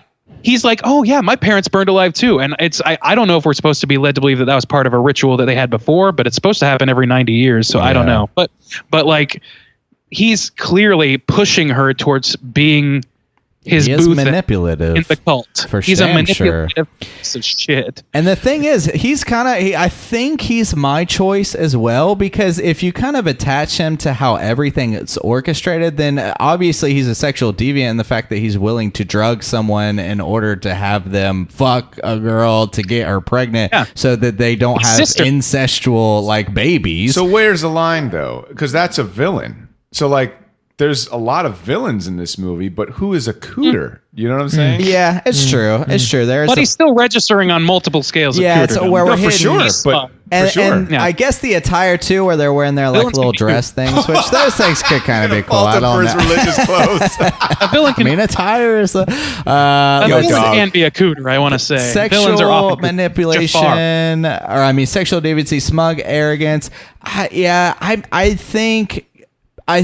I think Mark plays the fool. I think on the he's the fucking cooter Fred Durst register. of the movie.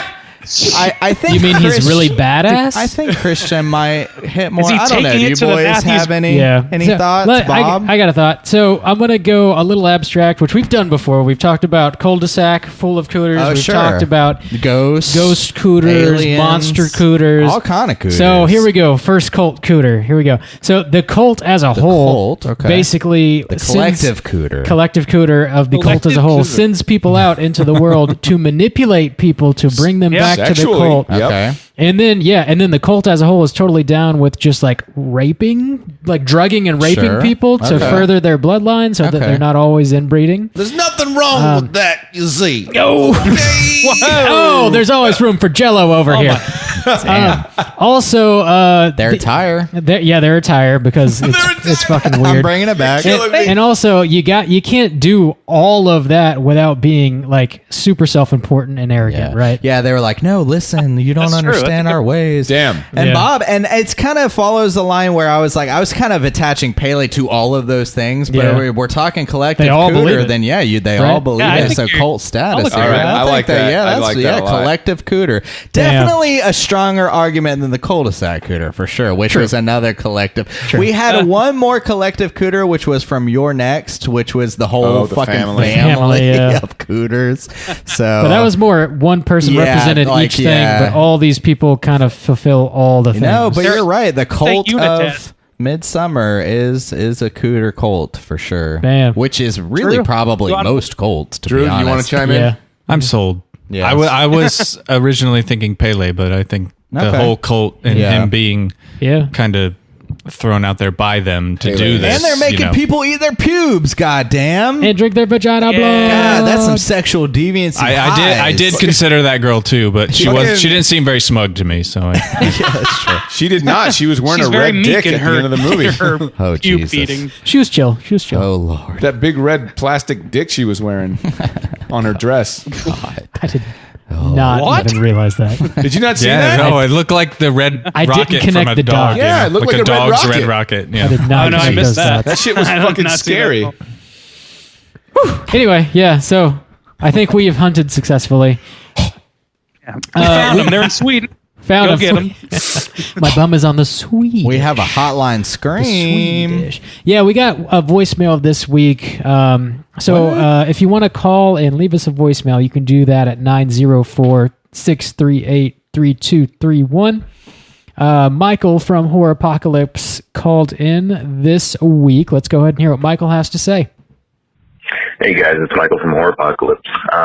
Giving you your call this week because I was listening through a lot of your backlog, and I gotta call Justin out. Just like Justin called me out, I gotta call Justin out. But difference being, I'm doing it in a good way. Justin, I don't know what's wrong with the other two, but I agree with you 100% about Halloween 2018. It's very pedantic. There's a lot of stuff that they don't need in there. It's very repetitive. I agree with you 100%. It's an enjoyable movie. I will probably watch it maybe one or two more times in my life, but it was not a great movie. So I agree with you 100% with that guy. Black guy, I just want to give you your support, give you a good pat on the back since I think I'm the only one who's siding with you on this one. But I just want to give you guys a call, let you know about that, and pose my question for you. Your discussion topic for today is, speaking of Halloween, which Michael Myers do you think was the most brutal and why? The original Michael Myers, the Rob Zombie Michael Myers, or the 2018 reboot Michael Myers? So talk amongst yourselves, and I will be back. See ya. Hey, Michael. Thanks for calling in. It's always good to hear from you. Except for when you're bashing Halloween 2018, which is a fucking good movie, dude. Thanks for your support, Michael. I Oh, appreciate God. it. You got a nice little tap on the fanny there, Juice. Whoa, I appreciate it. The old I want to fanny say, tap. I actually found that movie to be boring. I wasn't Because on that you've episode, done obviously. Squad. Because You've you're a done serial worse. killer, You've Drew. done worse. Of course you found it boring. What do you think about banh Like- mi sandwiches, Drew? Oh God, fuck that. See? Thank you. Yes, because I'm going to tell you right now. I'm going to say it. The original Halloween movie, okay for what it was. Whoa. Whoa. Well, hang It's on. only good. It's only good because why? I do Why? murder for hire if Rob. Only looking for at hire. you, Rob. I'm just Thank saying. you. I think people expected too much. Probably. Honestly, I think they delivered as best they could. Yep. I really think they did. I appreciate also Michael calling because, as we mentioned, it is now spooky season, and it's appropriate to start talking about Rob Halloween Zombie. again. Excellent. Yes. Let's go. Yes. Our Lord and We're Savior saving of that for horror movies that Yeah. Juice hates month. Okay. Right. Which is Most coming. brutal Which is Michael coming up. Myers. I don't know which one it would be. Yeah. I really don't. How I don't do think you it's the first define one because brutality, it was is the question. demure. I would. I mean, I I'm think it's going like physical kills violence, but I would are think- like going through my mind. It's like what were the most brutal? I get. I mean, the thing is like I just watched it 2 years ago and I haven't watched it since, but I can't quite Thing is, like, remember the Rob worst- Zombies. He's going to get my vote. Halloween, As really. The far worst as if ones- you're going for brutality, Second. yeah. I agree.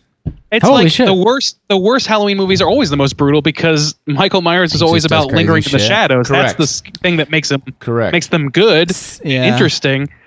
And Like the he 2018. he uses a butcher's knife. He doesn't have to like chop a motherfucker in half Yeah. until Right. the 90s hit. They really needed That's to sell true. it on the level of Jason Voorhees and such. See, Right. the things I remember, and see, I can't quite remember Rob Zombie, and so I could easily go with that. I was just going to naturally go with 2018 because I remember a lot of the kills in 2018. Like, he smashes a dude's head, like it pops or whatever. I was going to pick 2018 because of the teeth.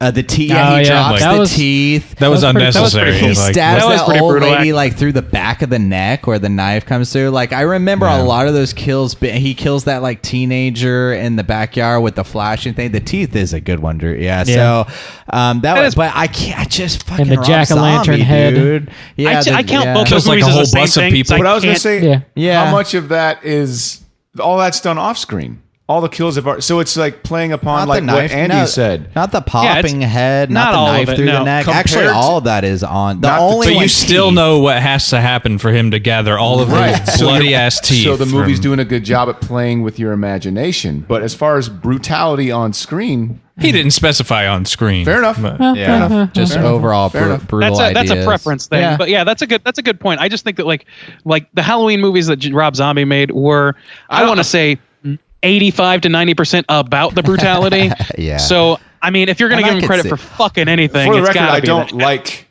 those movies better than any No, Halloween movie. no, But that one wasn't is the saying- question. No one The question expects is, you.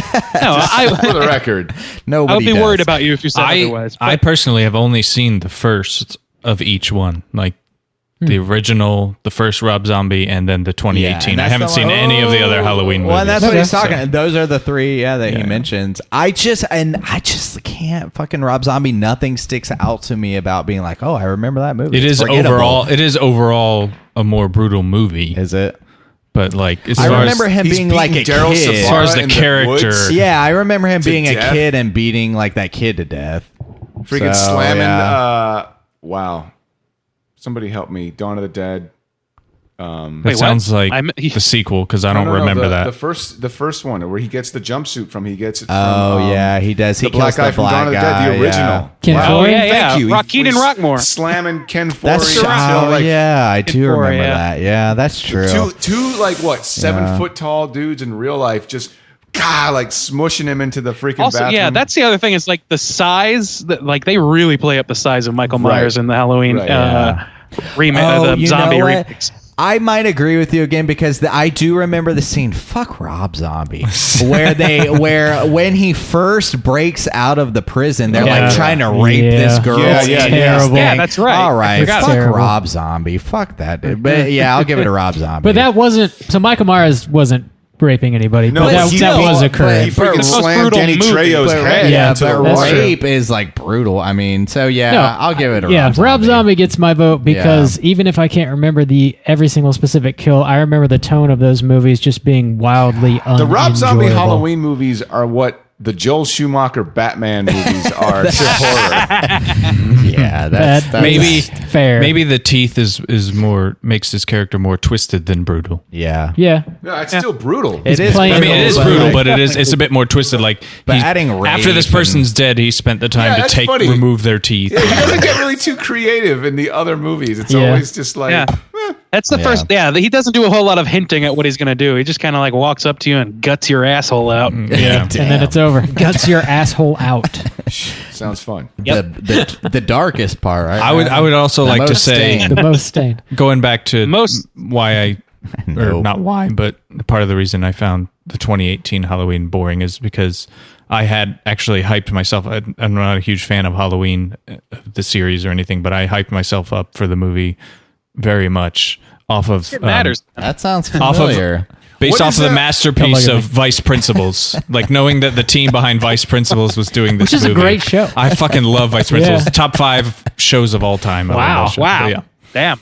And I was like so excited check for it out. Halloween, and I was like, oh. Nice. All right, guys, we got one more segment we got to get through. Oh yeah, I guess. Did we come to a consensus? I guess Rob Zombie. It sounds like Rob It sounds Zombie like Rob Zombie's going to take it. was 4 out of 5, and then you're going with 2018.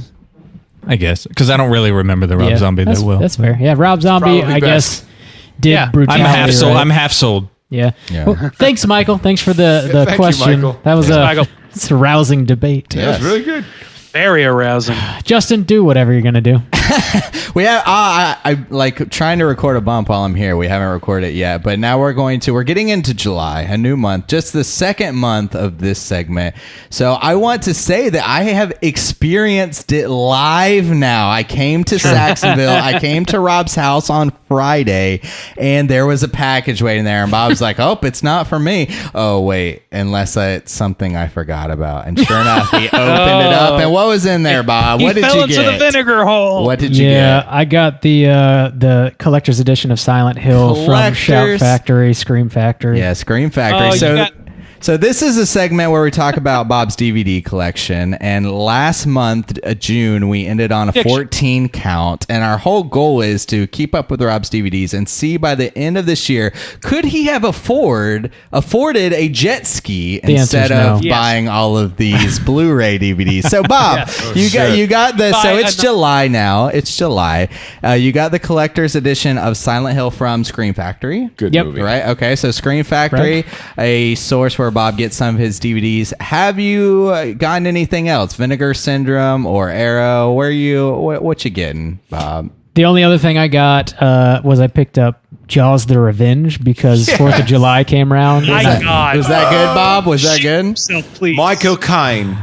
I actually have not watched it yet. Yes. So I do intend to watch it, but so I've never seen any of the Jaws sequels. I just heard that's by far the worst. So I was like, yeah, I gotta watch I that. have to buy What it. would the number be on that? Is that 4? 4. That's the one? 4th. Yeah. It's got the Last Starfighter in it. Yeah. Oh my God. Okay. That movie Okay. is a wretched sack of shit. Perfect. Where did you get that from, Bob? Anywhere special or just? No, Amazon? it didn't come. It was like Sony or whoever Yeah, okay. whoever owns it. Yeah, He licked Anchor Bay's ass to get them. the Okay. most stained So, region. so we're up to 2 for July. It's okay. It's early, first week. No Vinegar Syndrome yet. They got anything special coming up? No, I mean they put 4 movies out a month. That's kind of what they do. Okay. Um, Do you know ahead of time anything you looking forward to? You know, they just released a special edition tin of Life Force. Did they? Oh no, I don't need. I'm not going to buy that Oh, again. the steel Again? case I'm bookcase. not going to buy it again. It's I- a Bob, nice. it's It's a steel tin. case. It's a hey, steel case. case. Oh, hey, I like you're Toby never gonna get Hooper that jet as much ski as the this next way. guy, but I got one. I don't need another one. That could be pawned, like Really? for scrap metal Bob. No. Scrap? down the road. Bob, you know. scrap- It's a investment. useful thing to have, is Get what I'm behind saying. me, That's a Satan. compelling argument. I'm not saying immediately, but Yeah. All right. So we're up to, it's okay. July, week 1, we got a 2 count, one from Scream Factory, one from just, no, it's whoever Amazon, owns. Sony or whatever. Yeah, I don't know. Gotcha. Okay.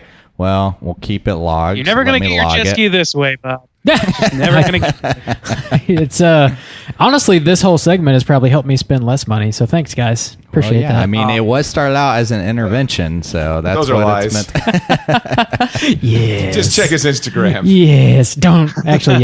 Yeah. Do check my Instagram. Thank you. Our Instagram. At Straight Chilling Podcast. Straight Chilling Perdcast. So that's it. That's what we got here this week at Straight Chilling. We're going to be back next week with a new episode.